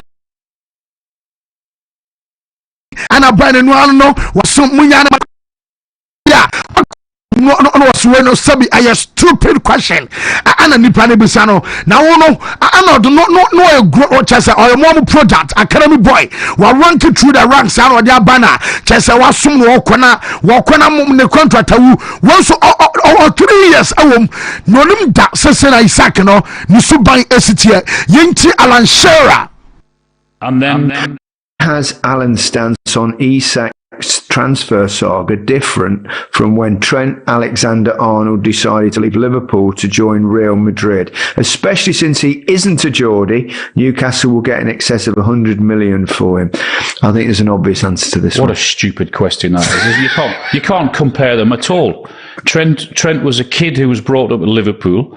He came to the end of his contract. He didn't refuse to play. He didn't refuse to train, and then was well within his rights to leave. And now Isak's got 3 years left on his contract. Doesn't take a genius to work that out, does it? Come on. I mean, I sat down with him 5-6 months ago, Alex, and I didn't see this in him, to be honest. I thought he was a manager's dream, to be honest, the way he spoke and the way he sort of was talking about himself and the club and his life and everything else. So obviously something has massively upset him, and we don't know that. But those two circumstances, Trent and Alex and Isak, are totally different. Why has Alan's stance on Isak's transfer? Alan Shearer and our test one, and some Bona Jania Manipono at the South question, and so at the Babat, and you may of course, the moment I Liverpool, so be you money not as and come here, sir. Woman Yakurana Bako at the money to mete, sir, constant air talks, Agusua, and of course, Liverpool Timono, woman say, I'm going to make you bueno, a dire so son, Abamania Fansabia, make you obi dreams come true today. Woman so munya Kurana to Trinidad, Amo, Abacos Watana Chiako for boy, and some other Bessansa, woman Fanama, I'm a transfer Catocrosia, near just we are a pie. Now, I can't overturn the party Liverpool, and some tired job to me, Arsenal, nano pay, woman training session, Omoyano Emirates Stadium. Now, you open, and some other supporters, and all my fans, and by me who say, woman training Christian, no God, I know, and you'll be a one training, and I'll pay our Emirates, Fabio Vieira, Albert Sambi Lokonga, Reus Nelson, Omoya saying, woman call I am Manju, again, maybe, Namum, and I'll pay, woman say training, a trust manager, no, woman can't the plans, but I know pay, woman some training, just I know, I Kakraba, Marisa FC Porto, woman else now for the Duke from a defender, you found Jacob Kivio, woman other some of I defender, no, and some at Abba. Now, what's for Furna? Will be a work for an area transfer by the Barrow Kovashara Fanama, say, William Coco delete anything Chelsea. Our chess on Instagram. Now, I'm of us who I know my best share comment section. I say, hey, and so I was here, Bomina. I'm Petebetame, so yes, and you may be an uncle fat Chelsea, Rubiano, I could not delete. Now, I've got Craba, Omo, Papa, Biadabia Pra, et Omontono. Emanenko ebisu so munya batrana say Instagram do be ati yedo pa honoms then you ban say na anything Chelsea utility and some other few IG page our brand and some ayanioma and some obusu alkosona Nico Jackson and Chelsea so say we betting I can say over boy no me who crime bia from report to me gather say we bet me aba back as aba ball and am Chelsea to kono and some obenya baso say o ma sha say that woman mo sis kai said to a camp akas answer man kukuroya jandia mekan enwa say one why send crime ya kan announcement ababa metisa kai said so dia no woman say omo boy ne camp aguso kasa akura so be standing afi woman pajan sika semu ensom jamano na Zabi Simons enso adia no report amenya say club bi so Premier League ni mo anya Man City na yese wo from fetire kwasa komo kwakwa enwa say Chelsea fo ni delay dia ene Bramian Quay, yes, Brands and Chelsea, Oma Babia, Ghana Chudiano so Sam and Ghana Chukradia, Chelsea Fonse, woman young, because Ghana Chon Manchester and who said yes, you know. Now, Ghana Chon 21-year-old, woman say I have a big opportunity, and some our market, Remana Kodano, woman say, work it up potential as what develop here. We be a very important player and some ajama aye Chelsea bobo kona no enti na ma Chelsea performance ya bro abano pay no ya de aye update na dia kan nyina no and some eba ya yen first na ya makwan ma aye abdwafo no na afi yen to so this aye Wontumi sports by live on Wontumi TV digital satellite aye juma Facebook no aye Wontumi TV live ono caps live na afi wabo and some aye YouTube and so aye Wontumi TV live man afi yento aso enfrio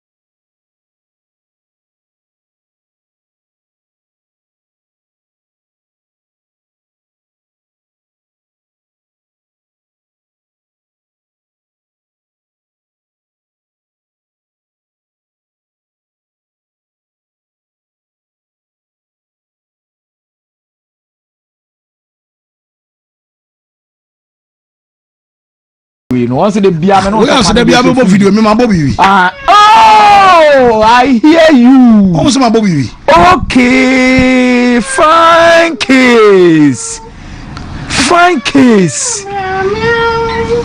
Ah, what's that video? What's that video? Okra la yewe inkrano na onu plano obi show na ontoa no akra so okonu krom o anu invite us ebra kwa wasande wa poison Wontumi 101.3 Nyaminsa wo obada ne krawo tetena nka bare san kwada ne krawo okra su no obada ne krawo so anka o sija so da na me chewa de okra su no ti ase eye meow hey odimo she wo se yes okra ofia ayo pam susu oh ya betre okra ofia se sunsum bi be fie na bone a okra ne pam sunsum no enti this o person who say owo ha na sunsum bone dia ma fie a no sun ayo meow hey Shila alasa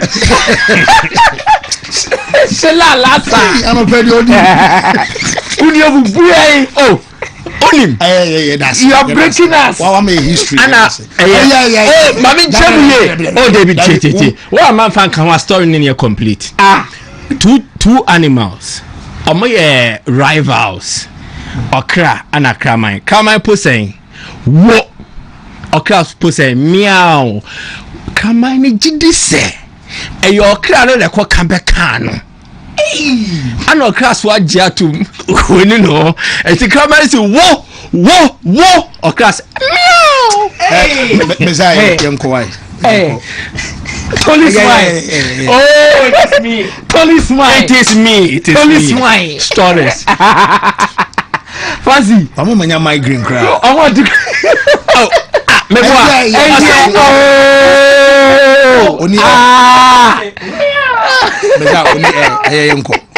because you know about Fancy. And now, oh, this is funny chantro. Also, Sandra Simian Quay. Okay, Gafana Matias. Yeah, that's it. Police wine. Why be a before the cone. Never saw a jow. Messiah, Fancy, my ear chatty for near Emo Macaba Famra Wontumi Sports so that pay. Let me say. And then a question of the day no me de pa na me say and then when I'm commoning in a mesha see the free na ubisa say between Mo Salah and Cristiano Ronaldo why and the war Premier League legacy greater who use the word greater who has the greater Premier League legacy Ronaldo or Salah. Me patro mu nyina mu mieni nkomo na no pay na mu join here have this particular conversation. I think say it is quite interesting for us to set some of these topics to discuss because one enlightening what did they mention us no and two me appreciate two great players are on about the Premier League with different circumstances ni bibi omo dia ba be shame but fancy en komona me no ba be di enano pay no say draw comparisons between the two. First of all me pese obiara ti ase hunu say Ronaldo ne Salah obia be ni bibi distinctively at the man team of boy okay distinctively ni gina say Ronaldo be solidify the dominance of Manchester United. What did they mention as no? Mohamed Salah so able lead the resurgence of a sleeping giant. Before we come to proper breakdown of some thematic areas, we are fancy.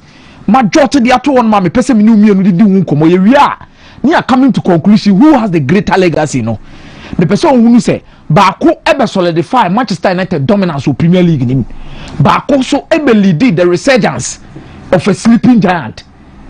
In the shape of a Liverpool. Now, fancy, omumi anu na di no mo be ni nyina no yesanso ani gye omo ho because obia woni impact odi aba, obia woni bibi odi aba league nim. But I so omo nyina moment within the leagues no, omo ma league ne ya akono. But ade a me pese nyina ye tie ne ye de tete omo ntam ni nie. One, a 6 thematic areas. The edi kan fancy, a longevity and consistency. the atosum yenu eye peak performance. Se me kan longevity and consistency na me pese me tro say emre dodo sen ana two players yi omugina omo na so Premier League mu no omutimi ye dey boy ana mfie dodo sen ana omutimi gina omo na so eye impactful in the league. This is the Premier League. We are not talking about Champions League. Question now that one is Premier League. So every discussion we are going to have today is about the Premier League, not about the Champions League, not about FIFA Club World Cup, not about Super Cup, not about any other competition apart from what the Premier League. Fancy, your real longevity ni consistency. Now, I know what we didn't come about peak performance. Peak performance in region I say at their high levels, no. Fancy, dear no mummy running at me. Abra no mummy now was so also footballers no be on the peak. You can be consistent for a number of years, but definitely when you one season be an more day. No peak. So in the Premier League, Salah drew the peak no dear no yeah. Ronaldo drew the peak no dear fast so dear day at the buy. You peak performance now made over trophies and achievement. Meaning say we are going to limit ourselves to the number of Premier League titles or Then we'll come to another discussion when it comes to individual awards. PFA Player of the Year. Because it's very important to me because players netwaba. Omwankasa netwaba no you omwankasa player A B C D. You really about share the Football Writers Association for no so awards or modema or mienu. Then we'll come to the Premier League Player of the Season under the trophies and achievement. Now we know we are about impact on team and league.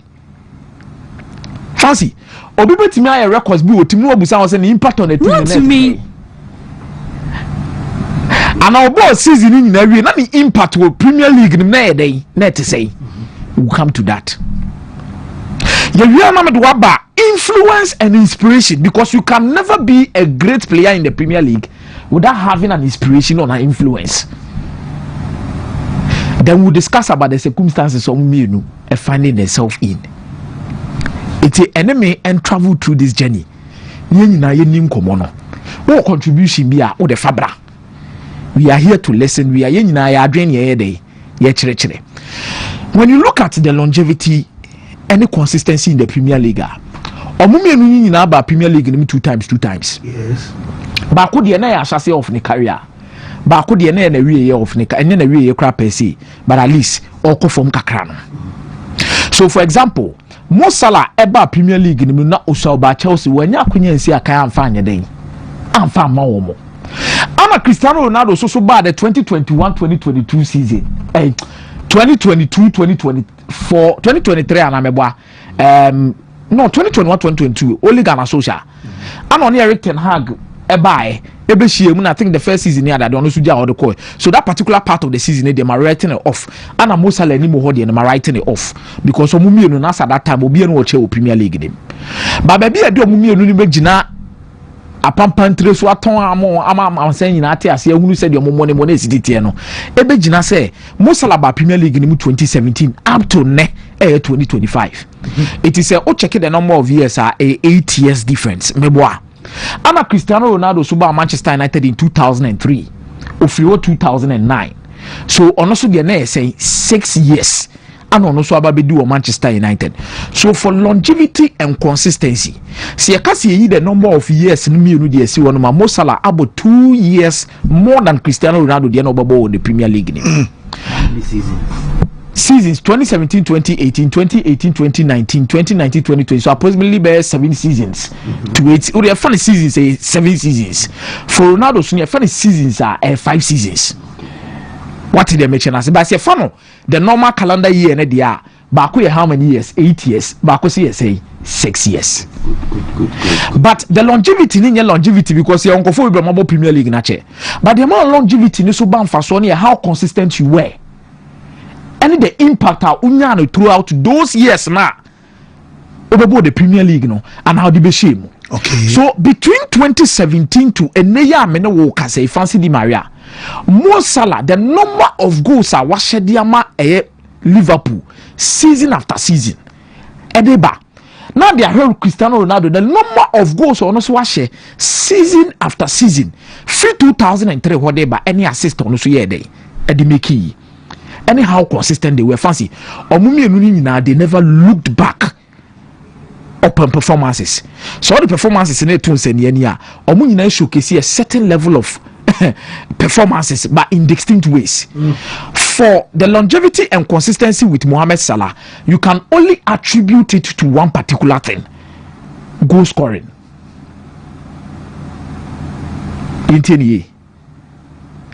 Mohamed Salah longevity and consistency in the Premier League, we can attribute it to goal scoring.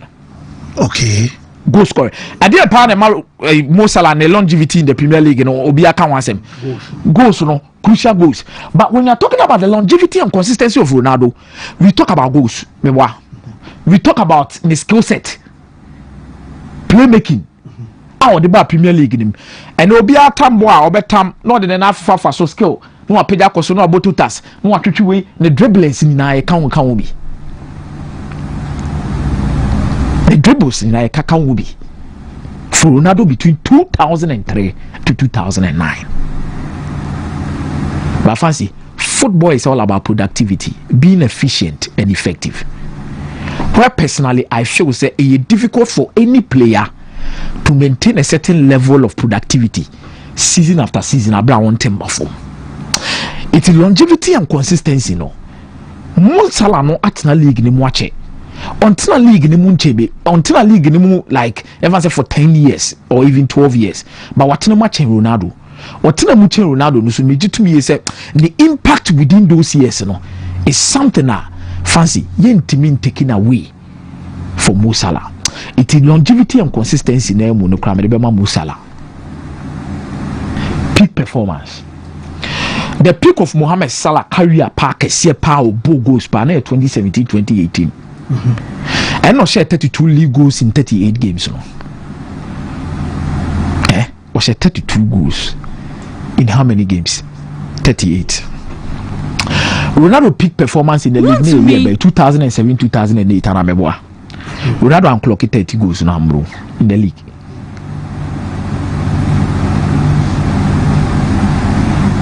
In the league, and come on, me didn't a Premier League. Me no win Champions League on come on. And me no win the full season in with other competitions. And come on. Fancy what baby I'm free banana say. Mohamed Salah abe clock 30, atra 30 no. Say on only peak season no, or share 32 goals. Ronaldo peak season went to me and clock sa goals nibi. So on their high. By a way, let's not forget that Mo Salah won the goal king in 2017-2018. Cristiano Ronaldo won the goal king also in 2007-2008. What do you mean to say? And can do time no money now or more high no. Fancy. In terms of productivity, Salah said Ronaldo. Mama two thematic areas. It's a 2-0 against Ronaldo. But over third one, trophies and achievement. Cristiano Ronaldo G Premier League twice or 3. 2006-2007, 2007-2008, 2008-2009. Okay. Most Salah Premier League in the say. 2019-2020 and last season 2024-2025 season. Ronaldo Abono in terms of the Premier League trophies. O check achievement that comes to the personal state. Now let's stay in your mommy and son at the mouth. The players PFA Players Player of the Year. No about Football Writers Association Player of the Year. No about Premier League Player of the Season. Fans Player of the Season. Some are Fans Player of the Season. Let's not also forget Young Player of the Season. You fancy a Premier League, What did they mention as no? No matter what they can be, fans about sa PFA Players Player of the Season. As I say, Mo Salah no kwa be 3-4. Ronaldo G2 06-07. Football Writers Association Ronaldo G2 Salah be 3-4.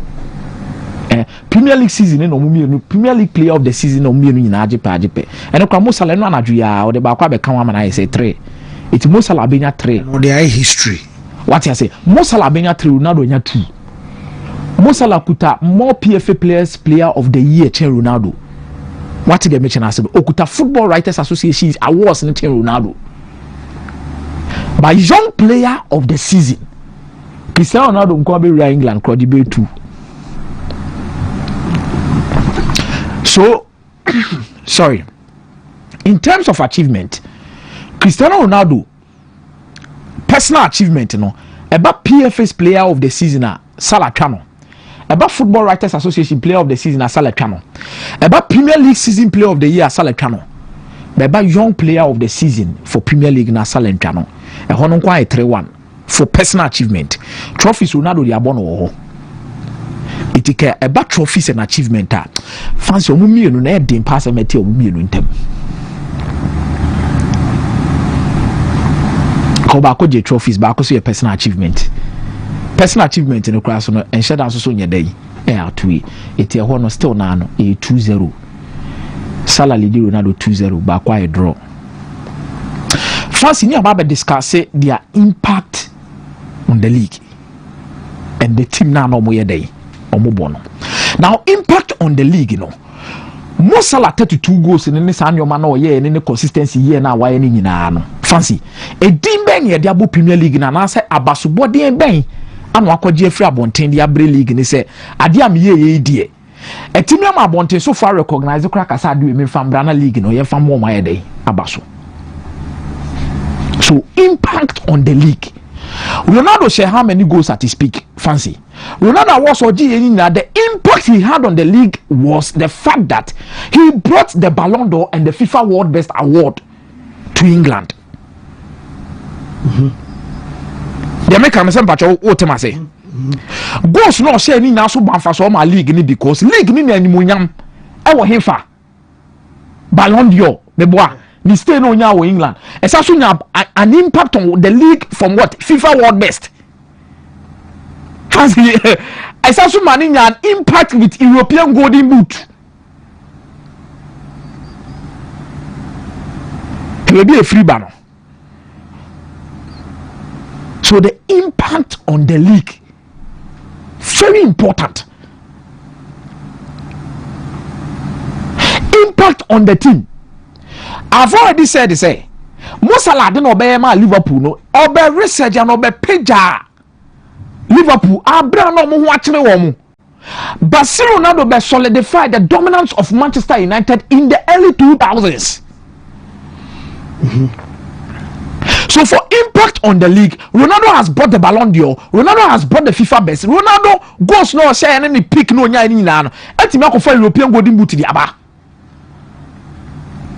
See what they mention as no. But about impact on the team now.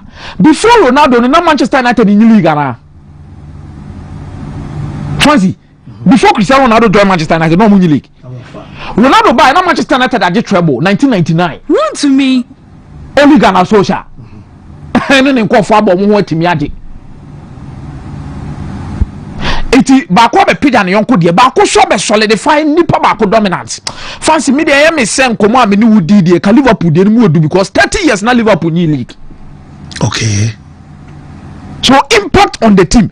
Before that na Liverpool akofa Salah, amakofa Daniel Sturridge, okay SSS, Raheem Sterling, Luis Suarez. Obo bobo na Dwight Gale from Crystal Palace na mo Man League no.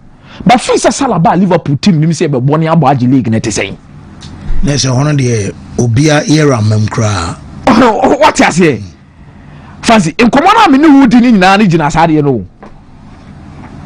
E hono so apai. Because impact on the league Ronaldo, impact on the team I'll go for Mohamed Salah. Okay. Fancy o cheke omumienu inspiration on manya league in this one. I think Ronaldo carries the day. The inspiration Ronaldo brought to the Premier League is totally on a different level. And I could be a sister of Ronaldo. I could be a sister of Ronaldo. That's not to dispute the fact that Salah ain't an impact. Salah saw an inspiration and impact in the Arab world, especially playing in the Premier League. Let's not also forget on the African continent because we're BBC African Footballer of the Year twice. and it is through the Premier League na deny day. And then I just had so Nkulu Africa also be looking up to him. But I think for inspirational purposes, we are simu nyina so obi abehu obi ane de. Let's forget about that. Ehoni Ronaldo dia.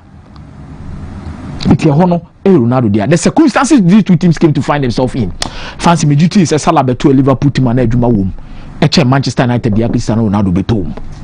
Oh yes. I actually believe that. In this instance and the discussion I've actually made, I believe say Salah be leading Ronaldo in this particular thematic areas Amabobe 2-1.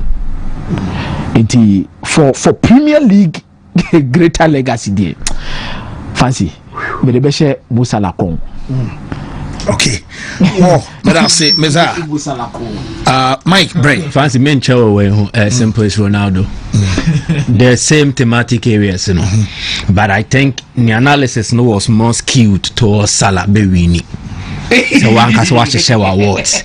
Now we're quite be fast again. Bobo thematic areas in mame. Longevity and consistency. Longevity and consistency. What is longevity and consistency without looking at time frame? Salah be league name at his peak. Ronaldo be league name at his developmental stage. Wrong difference, you know. Bako ba league name no afen na wa peja. Ana bako so ba league no bia. Abanisana, who do you expect to achieve more in numbers? Said you kita edino. They're all know. You get it. But even with Ronaldo's entry into the league and the developmental stage, I know woman, he was able to rise from 0 to 100. Beya debi my league now until recently.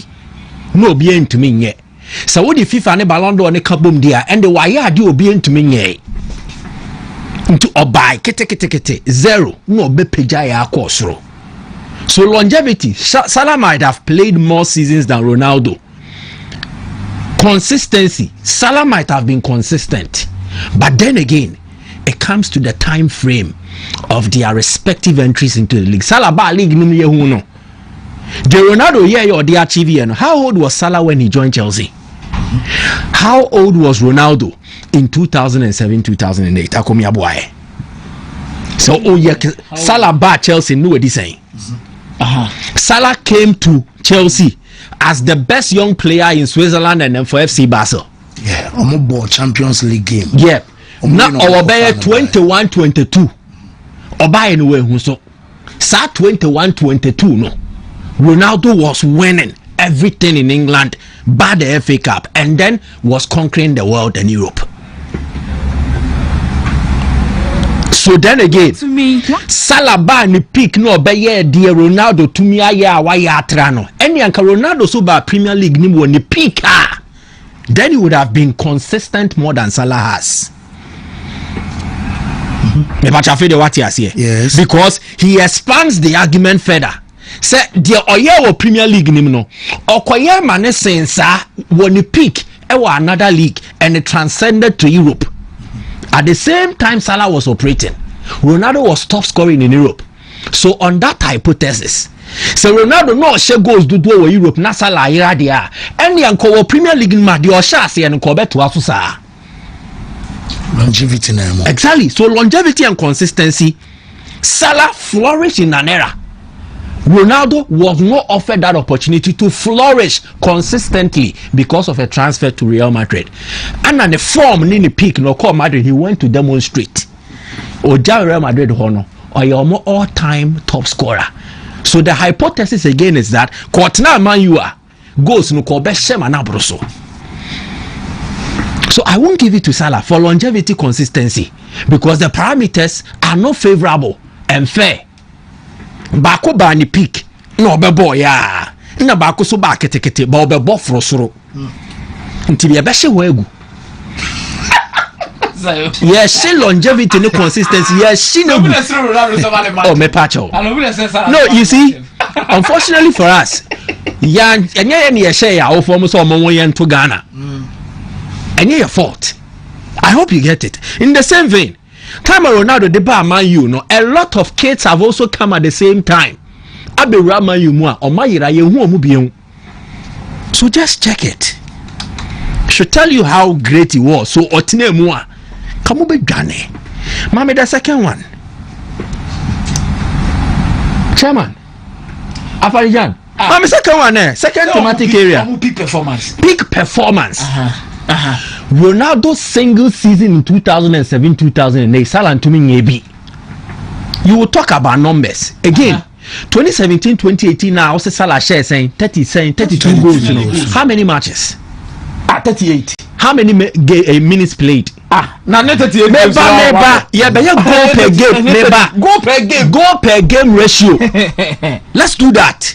You both the goals, no. A 10 matches do the boy. Ronaldo gave us 31 in 34 games. Salah 32 in how many games? 38. Thank you very much. And your striking average. Maybe share 31 goals in 34 matches. But share 32 in 38. Striking average never. Goal per game ratio.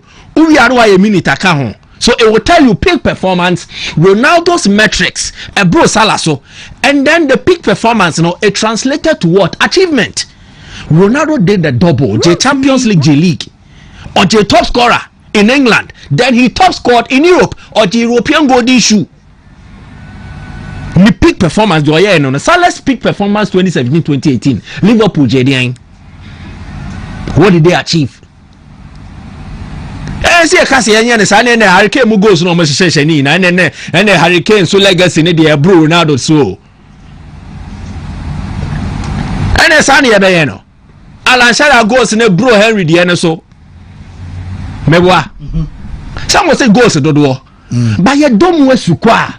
You won't say no and your salmon quan a womb, tilapia womb, mudfish womb, catfish womb, and to us who don't want to qua, who say. Salah ball matches do enti no nya goal back see Ronaldo no, so goal per game ratio Ronaldo toppled Salah. And let me state it here on record. Thierry Henry was the first to revolutionize a striker operating from the wings. Ronaldo was the first to bring into the Premier League a winger transforming into an ultimate goal machine. Dear Salah Muye, Ronaldo ne betwa asasa ne to ho. Se me kati in my yes anyo. He's a pace setter. Trailblazer. On the kita frank no be a quine to ho and san e bi mu di nechi. Obi an say no. And I'm stating here Ronaldo's single season in 2007-2008 in the history of the Premier League, it is unmatched. Obi an no. You can bring other numbers and argue. But for a player to individually excel to this level, not a level of excellence, a blue Premier League, so try Europe, FIFA man player of the year, French football for man Ballon d'Or.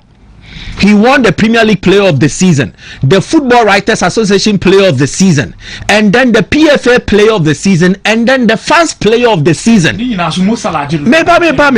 And you know, Toni Kroos at the Champions League do say Messi, but in Chelsea in the history of the Champions League, Toni Kroos elbow Messi so. Okay. Please relax. Okay. It is about impact. I want to make the power because there are Messi and Ronaldo fans in the baby. Nah, oh heckle me. I want to be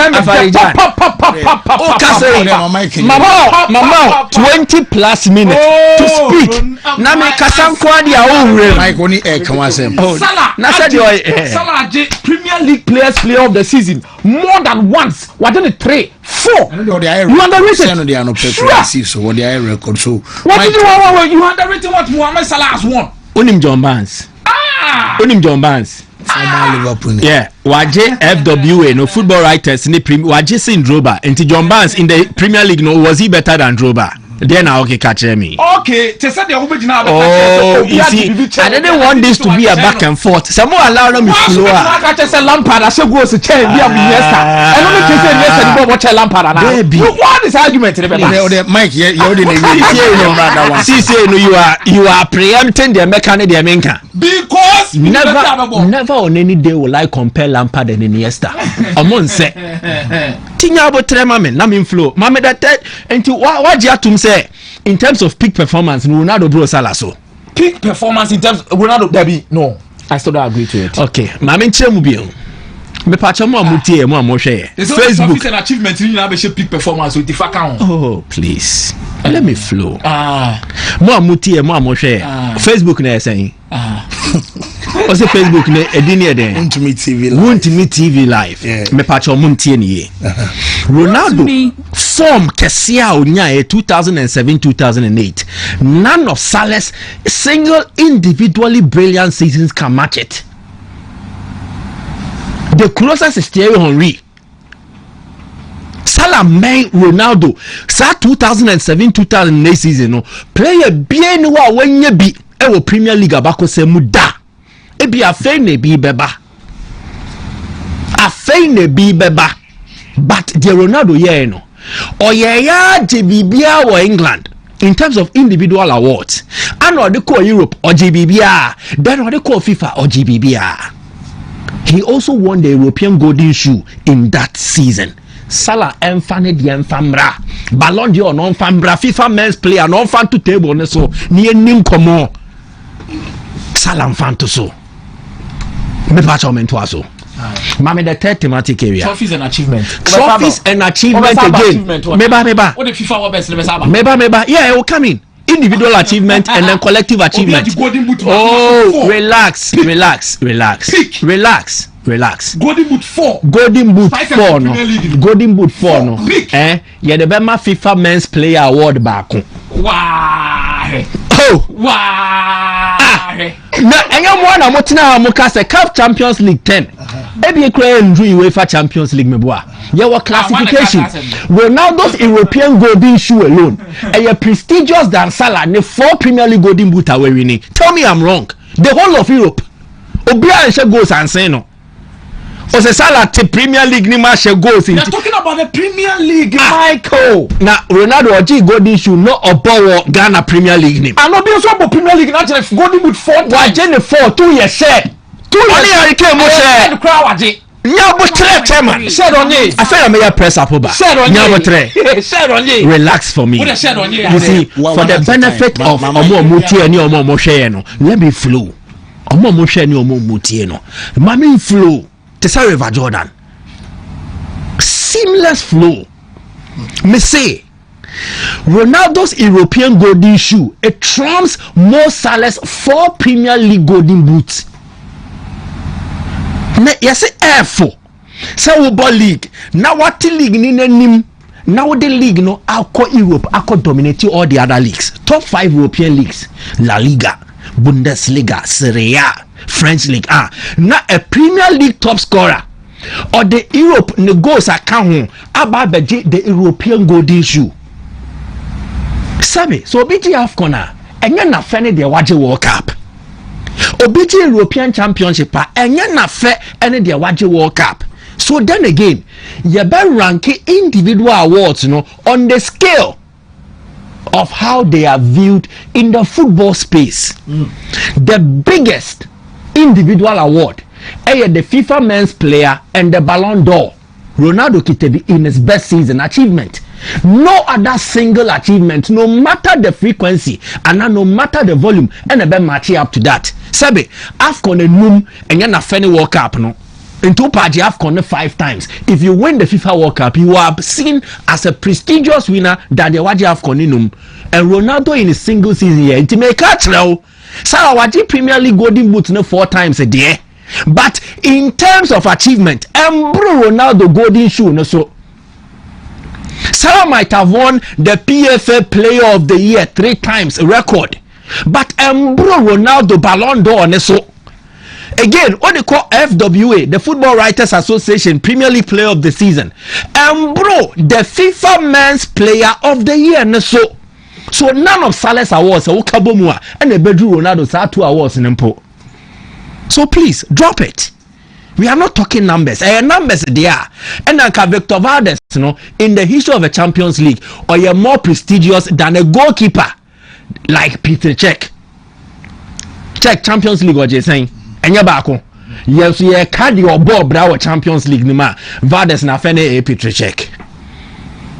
So it is not a numbers game. It is the impact, the value. As somebody saying, 700 CDs and you're not fene $100. The same point I am making here. So 4 Premier League Golden Boot does not equate to the European Golden Shoe. But say question here. limited to Premier League. No, but he used the Premier League. No, sorry, Rodri Kwaje the Ballon d'Or. Yes, a Premier League player because in that season, about Premier League no. And the boy the Wontumi yeah more Kwaje award no into a ton league no atra. In this current dispensation, football is played and footballers are seen not just as footballers but ambassadors. Sir Ende Kudus Baha, he's a Premier League player. Into obedi Premier League home command ameboa or ton Premier League no. Into what ton league no mani ko dum pempen so saying the legacy you leave. Legacy I will believe e can be. Into Brabe now the Premier League no boy. Oh, what Premier League nankasa baby omo born in England hono say na me ye. But me the Premier League no so call ha me the say me the yes ah. Into reggae music. Ninchi free Jamaica. But the legacy of reggae music it transcends Jamaica. Me pacha what must here? Meet me to us. Munye hono. Oh, thematic areas ni bi one na professor. Meba. Fancy meba. Munye hono kra. Oh, fancy meba. Oh, Professor Ajiman Bedwakosa. Professor Kiano back and forth and how catch him and come man. Because they are wooing. Maybe time no did because I have Real Madrid to talk about. You cannot say no thematic areas no thematic areas. I did not tell him to come and argue with me. Just give me your thematic area. Impact on the league and impact on team. Thank you very much. Now, impact on the league. In the history of the Premier League, Ronaldo's impact on the league meant that Jamie and Sa Oton League, no, Esanso more Ballon d'Or FIFA. Oh, relax. Thematic areas. Only one thing. Every area. Impact on the league again. Meba. Oh, I can even break it down for you. Commercialization. Ton Ronaldo ton Premier League Salah ton is the brand CR7 if you find a buy and your Premier League name Salah brand ben or the other. You want a argument point. Impact on the league. Ronaldo drove huge commercial success to the league. Broadcast rights near there. Yeah, per se Ronaldo. The biggest TV money the Premier League has received. If it being sports, if it's Sky Sports, Adabra. Oh, nyabotre. And you be na betwa sato. Oh, please. Let me flow. Say me ba besha league. Na men's player of the year. The whole world wo mu a. Me first can be ma. Fancy maybe how? Memphis can be back. Ronaldo ton league, you know, he drove a lot of commercial success, not just to the league, but also his club and then himself. The beginning of Ronaldo becoming a huge commercial success began in England. So if you are talking about impact on the league, Ronaldo and your born in Kwon or ton league need jiska kan so my you for Jesse be now, the white be a share no the 7 na share no. Chairman, unim to toy. And the Omade oh, Gary. And to be Ajatum. Ronaldo has a bigger legacy in the Premier League than Mo Salah. Thank you very much. Now to Real Madrid. And I watched make sure say Xabi Alonso nankasa share 101.3 match Nibia. He will know say there are some issues he needs to sort out. I jotted some few points down. Permit me. Yes, nyoma way be that. I am in time share screen so nya analysis. But me try to I don't want to miss a point. So let me do this. Me try to na me de Sunday Miguel ba could be so on share me na we na me ba beka wasem no so betimi aba beka. No kra na ma me sa me a onu wo no. I think it's going to be a long season for Real Madrid. This is a season where they want to figure things out. Into a Real Madrid fan, please water down on your expectations. Season where they want to figure a lot of things out. Attack in terms of individuals, but as a collective, Alonso will need to find a working solution. And they lacked a penalty box threat. Bona Madrid boy and Rano. Komu obi to say Haaland wo team ni mu a. Kebe bo mo pa. Again, even someone like Jude Bellingham, sending Ancelotti used on the first season, if he was in the Real Madrid setup, it would have helped. I think, and I maintain, Vini ne Mbappe no, they are looking like akrafo. Maybe omumi no person omo bo omo ho intention is positive, but the obi a person o de ball ne ye no omo ya akra. Vini ne kra ne Mbappe. Baby a Vini person odidi no why na Mbappe so person odidi.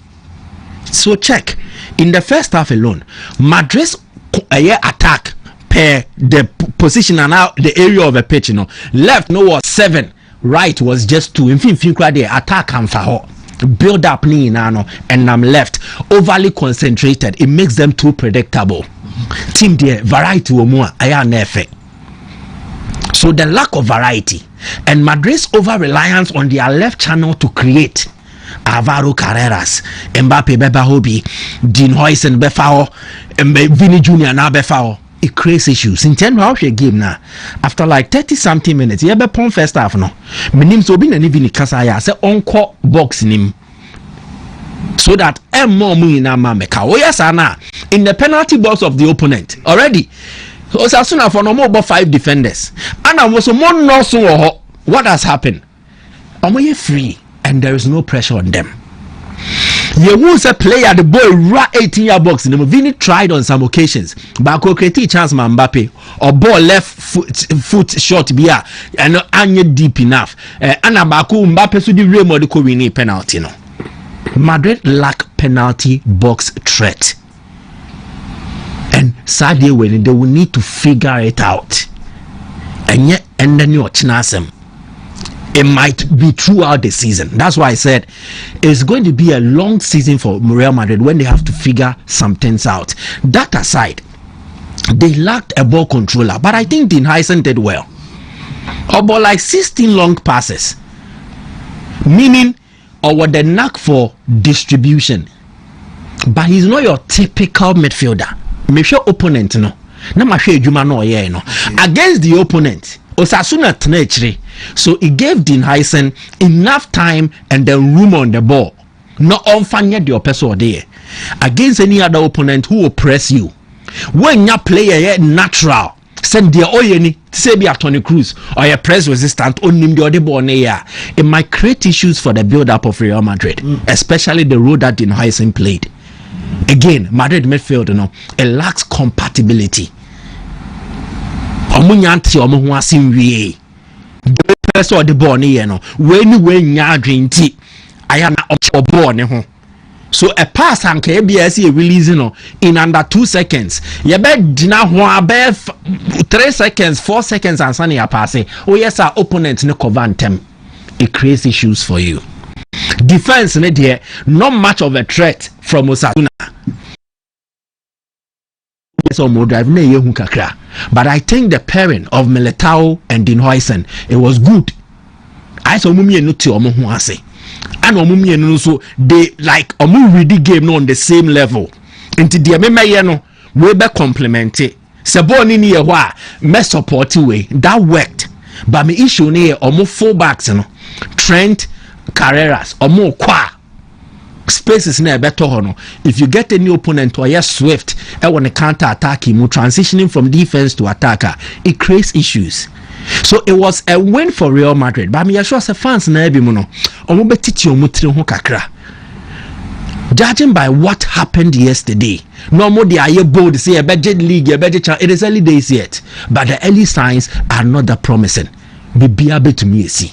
But I want to urge people on, support them. There is potential. Master Antoine Obem, you could see, giving some time to work with the team near the end, the individual brilliance can come to bear to help the team. Because Diobe of fire and he was more direct than Brahim Diaz, and then defensively he contributed as well.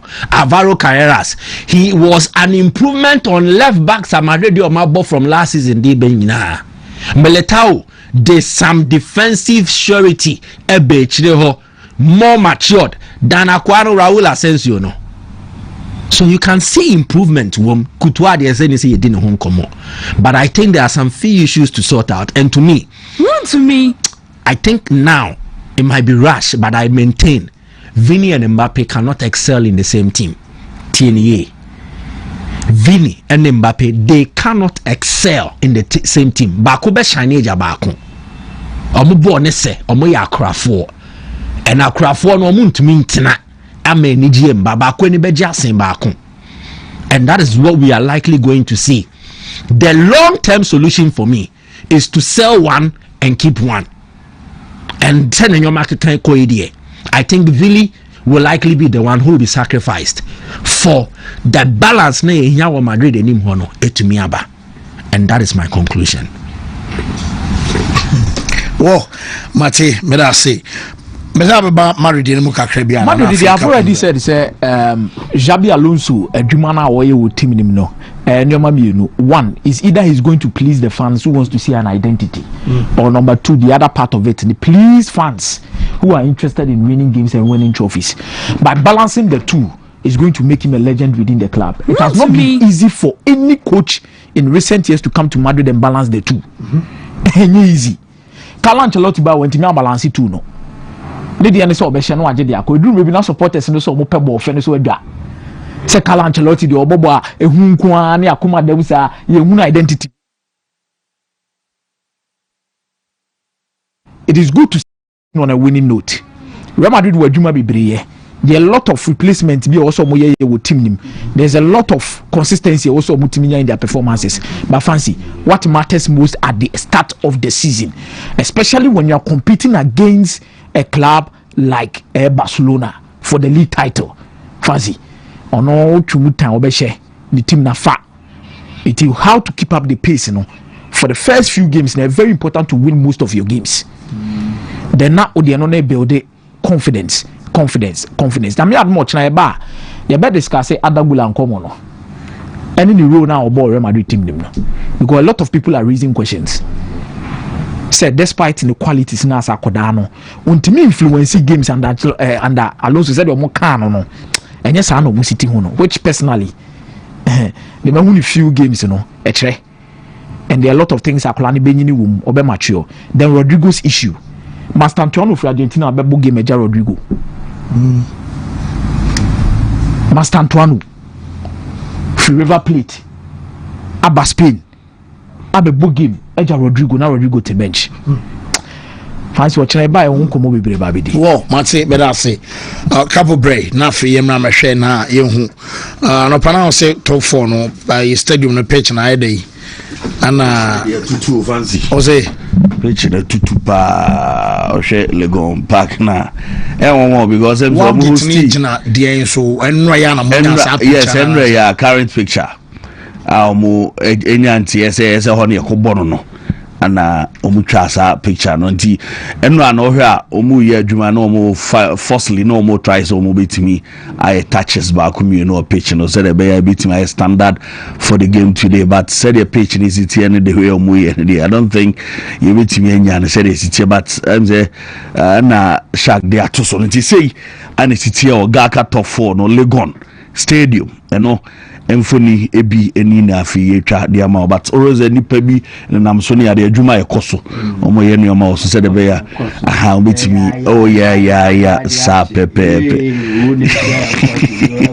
eh jamaa ye mfanyu ntuma wana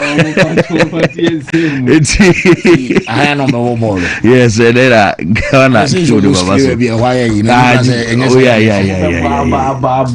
ma dia ti enu anajudo be agree you be have fine and they have mubo say na ade be che na enu ye be born dey na e be agree why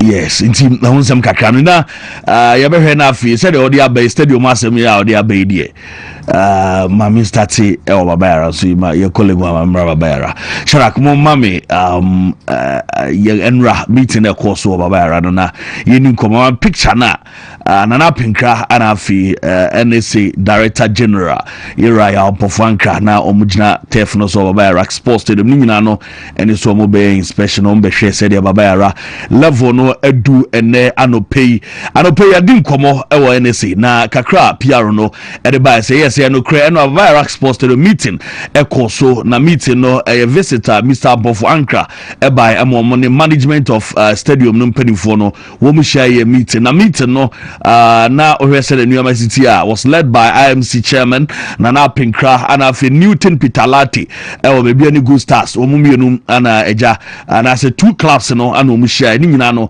CAF Champions League and Confederation said be ya wo mu ebitima hwese stadium no be available for Kotoko and afi good stars so say after management and as engagement ni nyina no parties no wo mu express satisfaction na so wo mu any progress akoso wo by Iraq Sports Stadium no ehone ese nuama enso etimi ekoye ho no kakra wo mu de bae and as PR no de maya no pe abra ye bopini no confirm say yes enra meeting bisa enso ekoso na ohwe se de nuama enso esitie ne nkoma ye dia ye abofo anka ne visitor de ba enra baba Iraq Sports Stadium no de nsem kakra to dwe bisa ne say sen ananuama city o confirm say yes no kotogofo eka ho bia o mo boa ama stadium no etimi akọ nanim Kumasi mayor enso eka ho minister I promise but my o mo gidi say no so ebetimi aba ebetie kakra wode atuda Asante Kotoko eboa the initial stages and days of work ewo Babayara, which is the Ghana National Fire Service or officers or ambassador. They gave them stipends and made sure say they had their daily allowances, and that's continued for about a week. That is very true. Beyond that, no, and there Yasanku Kumase, Yane Nana Pinkra, and the management and others, it didn't come up. We know the kind of work that must be done.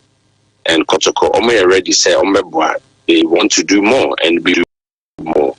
The mayor of Kumasi, so am I 30 bags of fertilizers? We're very grateful. Or promise and he's delivered. The reason I'm sure he will deliver at the right time. Corporate Ghana, so some major businesses and individuals in Asanteban have promised to come on board. The king himself, which was said to the second, the overlord, and also say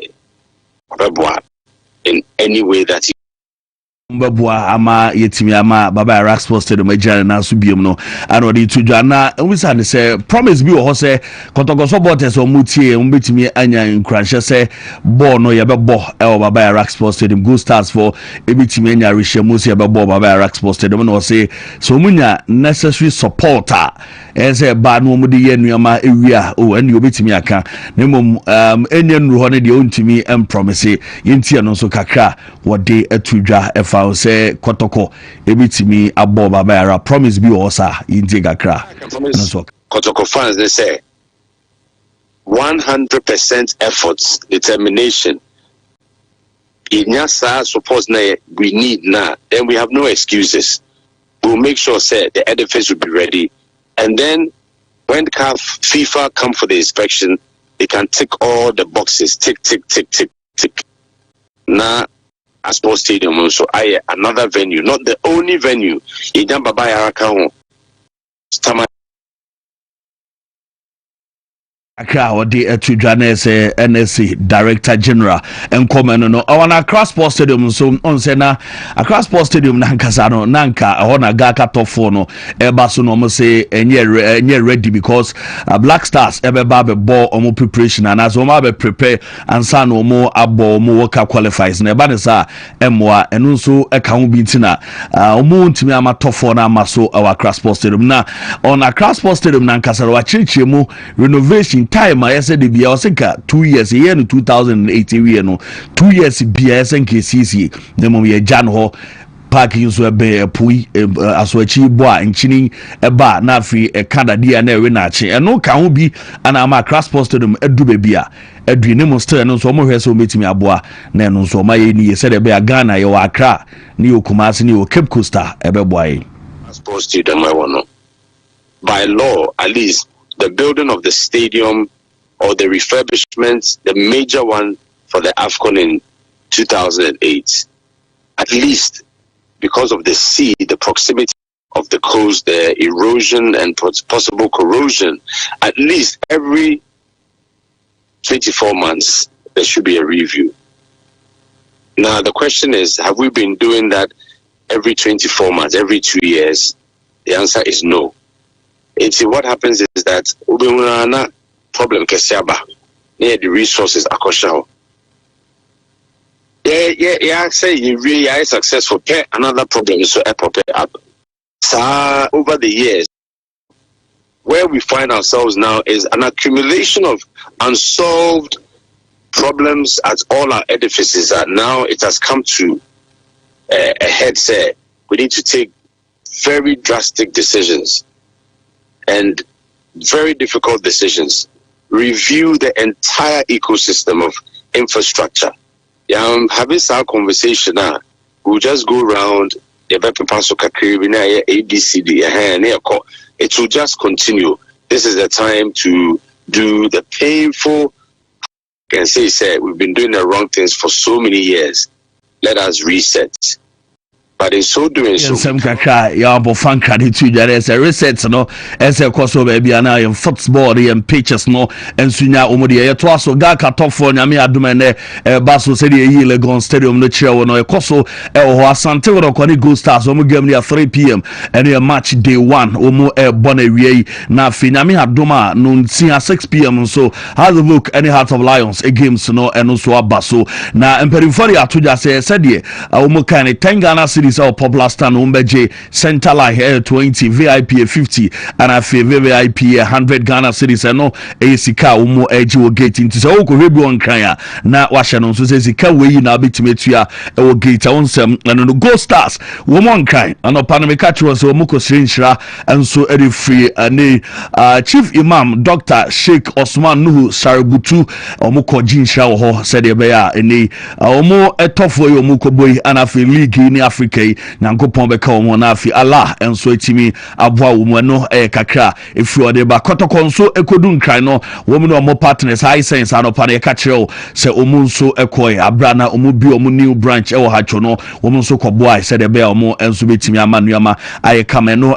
krobia de free ho e de eba no na krobia bus no nso nyame anim no krani omo rebranding ne kama ama yisi omo yi kotoko no kama pa be to akira otimi se enye easy kra omo de be adwuma this season amanuama enso aye coming to Krobia Kumasi Asante Kodoko kakre free ho ede eba ede onsem ede ma Solomon Agbesi enso aye goalkeeper say has for no ene de betimi awie na report ayaba ne say aka 4 days na transfers no aba na wie na transfer organ ha no Solomon Agbesi na personal terms de wawie o ne mu aka say has for no betimi aye bibia na afi player enso etimi aba goalkeeper aba be di ne dwuma na afi nuama enso aye kama eno kakre free or de bedo nsem no bahas omo unveil Abdul Karim ene anopese see we player e de emo said no panamikan enso de man we has for update omo e de abese omo assign 2025 to 2027 na fans we has signings omo ya 2 years ngwao so mun sign player be 3 years David 2 say o ma suya ni o ma bibri na boys ya no mo do mo cast ni we ni sa ti say dey 2 na we na okonanim na bibia so aye kama media ma fon so guso a o mo ewese no ma be e dia mo season o mo guso a wo mo train pa na Felix Tay on pre-season no sign a call e dey ma team friend say media ma Felix e dey kakra e dey atudwa ni nyina no eye modern team no ebo pre-season e prepare for the season and on so dem komo kakra e dey atudwa pre-season e ko sen Felix Tay media ma de kakra e dey atudwa said your boys esi bo adwuma e pre-season ti e Africa wafu zone B Champions League qualifiers no eno baba so makofa Bronifita baba wa onimbobo IFN say ene nidi e de Laura Jule Hansen ono anomde ne free Denmark e de na ba omde beef omo squad ni ti police ladies womun so etwa salute lady anomde ne free Denmark aba ono so be ka team no say de be ya omo team no nua be ko ntiam say we mi gidi say obronia fita odikai oyo ba obebobo Ghana in league yimu ebi eni odikai wa ba Laura ana wo hwe no fancy dim area yemfensi na be form rem na omo meto aso emfree eho. Okay, that's a couple. Mike, Fancy, may I say? Well, the top 4 venue no one and seminal. I think for 3 like on 2 occasions, Omanyano wrong. The first one, Baba Yara. Eventually, Baba Yara named. Then they decided to move to Accra. Accra, so not allowed. Although they had publicized this to some extent, and some at last minute almost switch by UG. It means that GACA as an entity play any crucial role in working on these venues to make sure they are ready. Mechanics, I say, Ebia Omuniska, Sikasemo, Omuniska, Multimedia, SCSCA facility be for use for the competition. And then I may say again, when no any state a woman, if it was already agreed, like Yenim 2 weeks ago, see a baby on University of Ghana Stadium, may I sure send Komo to one among the Hujuma. Kopem say a baby ready, no more to me you see. It goes to betray ye subai as regards maintenance near ye train Emma Jenny Baby Drua and Sunny to Anamon. And we have a general saying here, Ghana for your pair last minute idea. Opa mende a quiet way. Yenim see be a penty a be marke home. Yenya penny be ba. When we hear of an up visit be from many high official beer. And Sunny I have fast. We won't see a penty quine be my bejino no mugu quine so. That is your sumai, and we need to change. And where be an abe sports in him no. Oko card will tell you Sikeniho. I understand Sikeniho, but you see there are things that we do. I say they should bronin him say.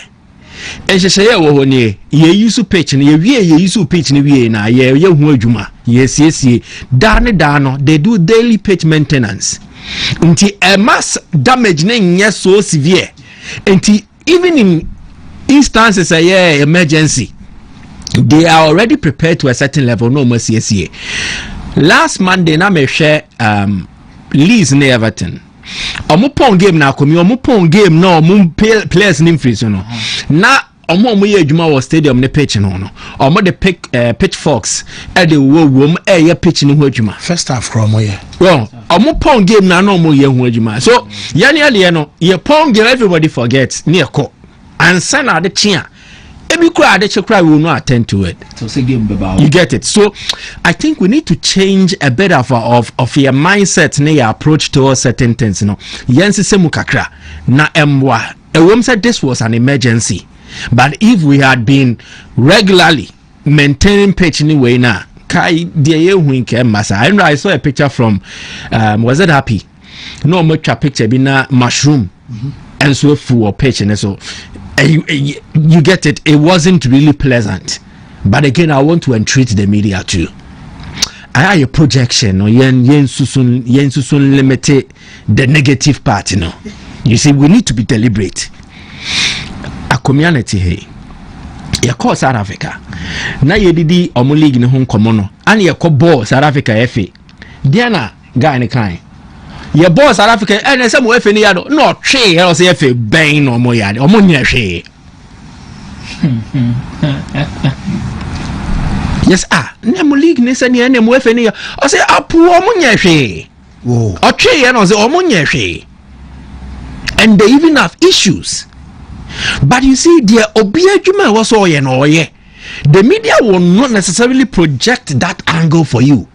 They will project how positive their PSL is, how positive your clubs near. Kaiser Chiefs were winning 3 matches at Twaso this season. Last season, where yes, I know it's Obedigu and Koyawe into top 8 crowd and bim. But you see, I'm more focused, according to more of the progressive-minded discussions. So they deliberately almost said that no ma kata de enye so no ma yi de ye ne de pie, then they will find ways to deal with the enye no omo nim kwan omo fa so omo ye ne sa to omo mboso bebre. So I will just out your sports ne your product tino ye pesca na meboa ade ne ye akono a ana eni ba ho it attract say ya akono an attraction beba. So the investment will come in and we will get to benefit from it as media guys if there is massive investment. Trust me, the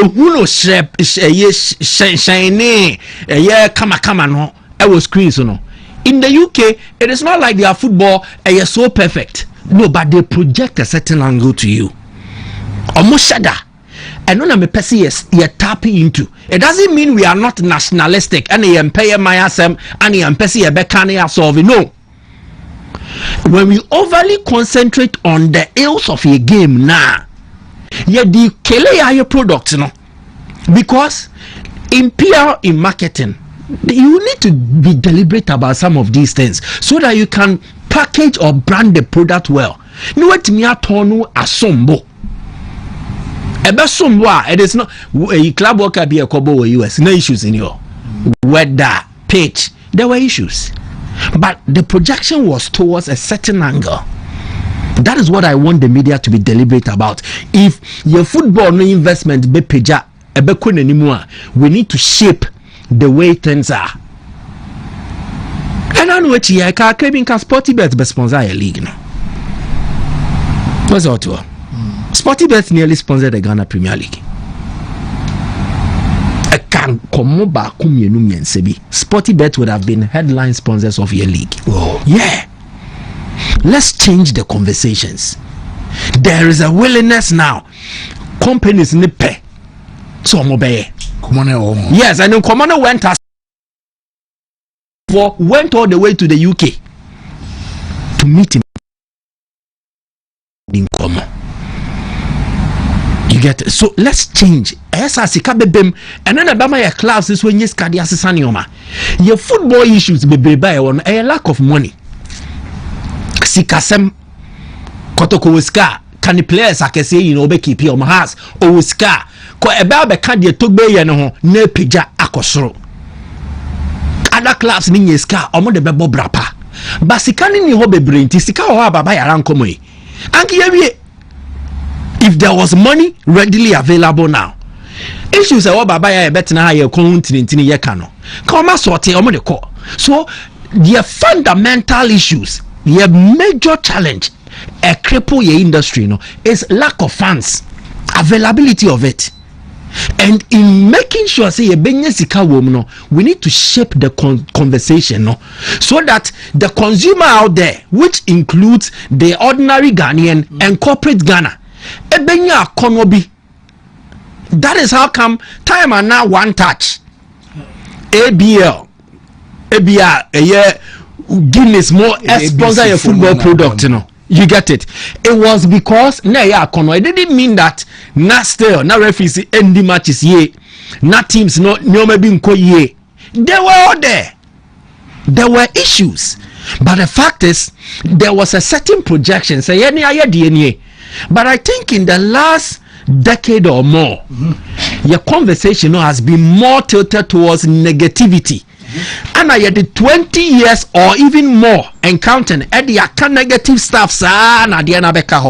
So what initially didn't really seem like fact, it looks like the reality, and he has to take it to it, and a problem, and it is something that we need to change. Away from that to other conversations about Babayara and Common Kapa Chechim, there's one thing I see here.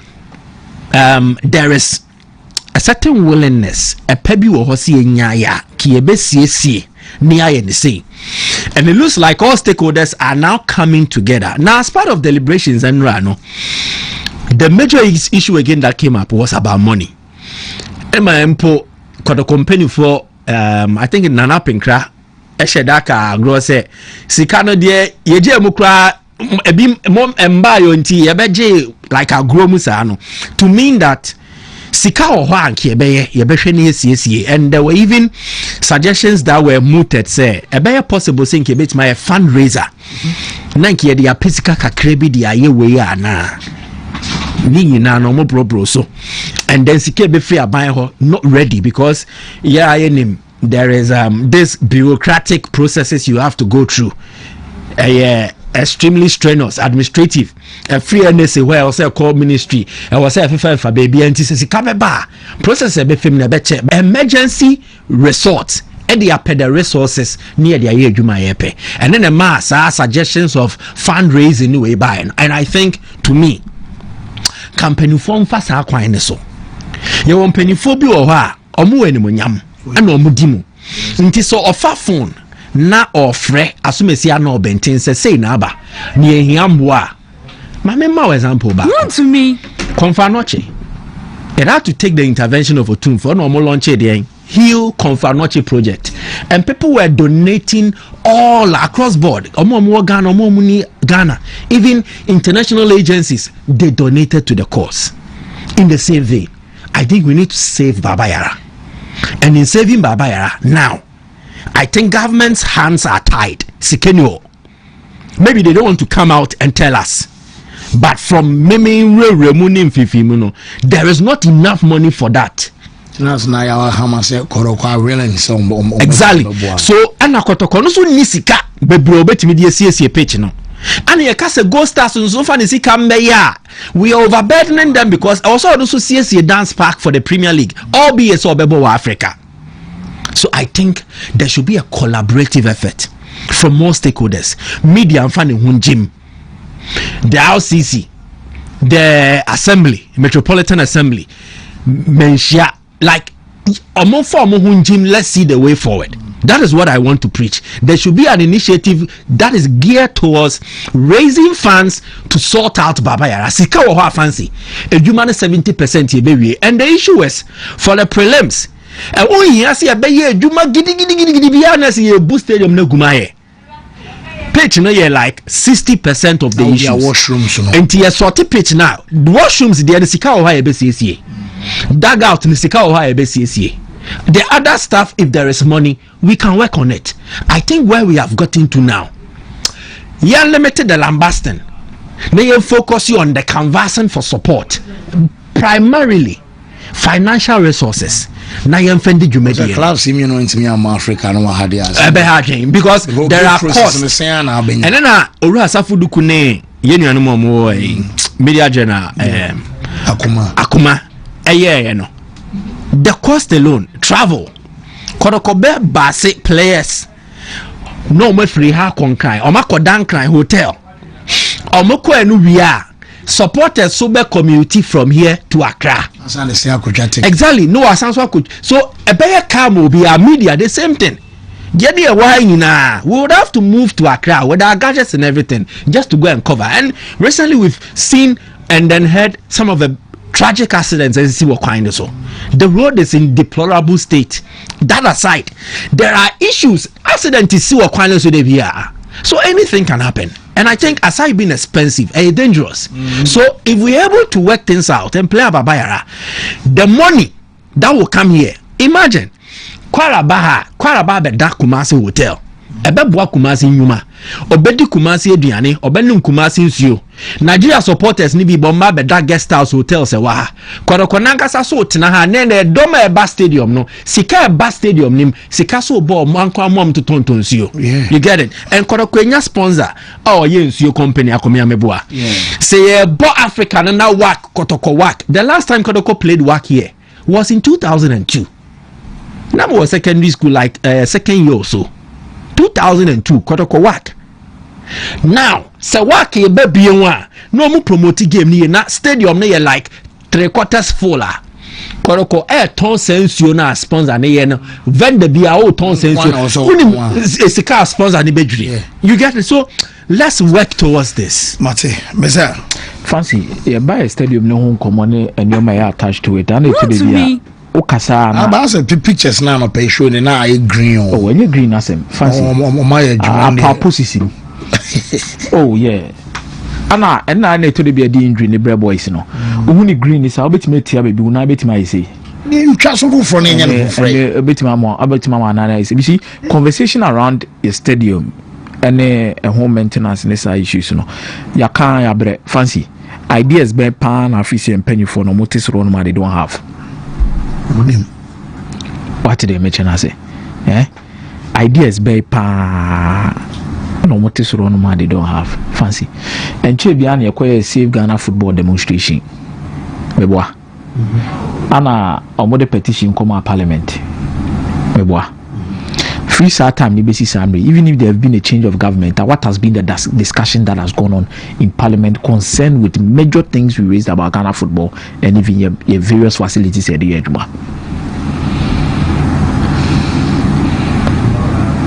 hurt sebi eya se kotoko tini krumu ase akotoko sina kan wa ha. They are about to be detached from their fans. Fancy, it shouldn't be happening at this moment in time. Any can say see. So the kotoko konkra o te omo free club no fancy. Wow, look at this implication. The truth is, Mike, say people are fed up with Ghana Premier League games, especially Kotoko fans. Obu ono OTS ka be Ghana Premier League game ana ene ya. Because Felisa wa used to. What am I say? What is to say? What the ticket to one me say Kotoko ne work bebo. Ni no choose ticket be Mike obe choose ticket be. Kotoko work. Obe choose Kotoko work mebo. Now this come into a season at 1. Kotoko every season no new players now or the mobile training grounds any training grounds na abekwa enye obi aso any opportunity ko training grounds o enye ho na abekwa Kotoko de mo South Africa na ko ball game na ni say enya hunu team no meboa Kotoko sa ba yi Kotoko training 1-2 anopa obi beko na dwuma nya obi na benya akonya ko training grounds Kotoko sa ko kekus on team no the tosu miensa omu yo masa kon top 4 owie so okọ baabi ani so it might take like 1 month to 2 months na ni say club now no ne do club now he feels to get closer to the club ne catch and say unregister fabu census club ne catch and say on first camera ni nyina no na ni say ohun club no. And I'm not saying they are better fans than Omo Club no TV. But I'm only trying to say this is a club. Baby a match is more do a corner more than or no belongs to the fans. Ni panel sabet me akabi etimi enjoy bi no. Ye dey due to negligence by a certain set of people. Anyhow I did be play politics wo kromo ase. Ya fan yo baby normal o. Wey ye be Kotoko who play, careful approve. Ask the number of times the GFA and the government acting say Akikes Kabom Aboka Etria say approve Baba House Sports Stadium. Now omo approve ya there was say ya wo ya still na basis amre nyanye. Asa amount no shoot me bibi. Sando do na ya Kabom atwatwa na Ghana babo Nigeria ni akofo maba ni atwa no ma me abo we babo we ni atwa no ma me abo sando mani nyina ni scan fine nkitenkite ni nyina ni ya keka ni nyina bomu a se na no mic de ade ne betu screen so ka fro obetima mo abo ba wo mo we na fine it say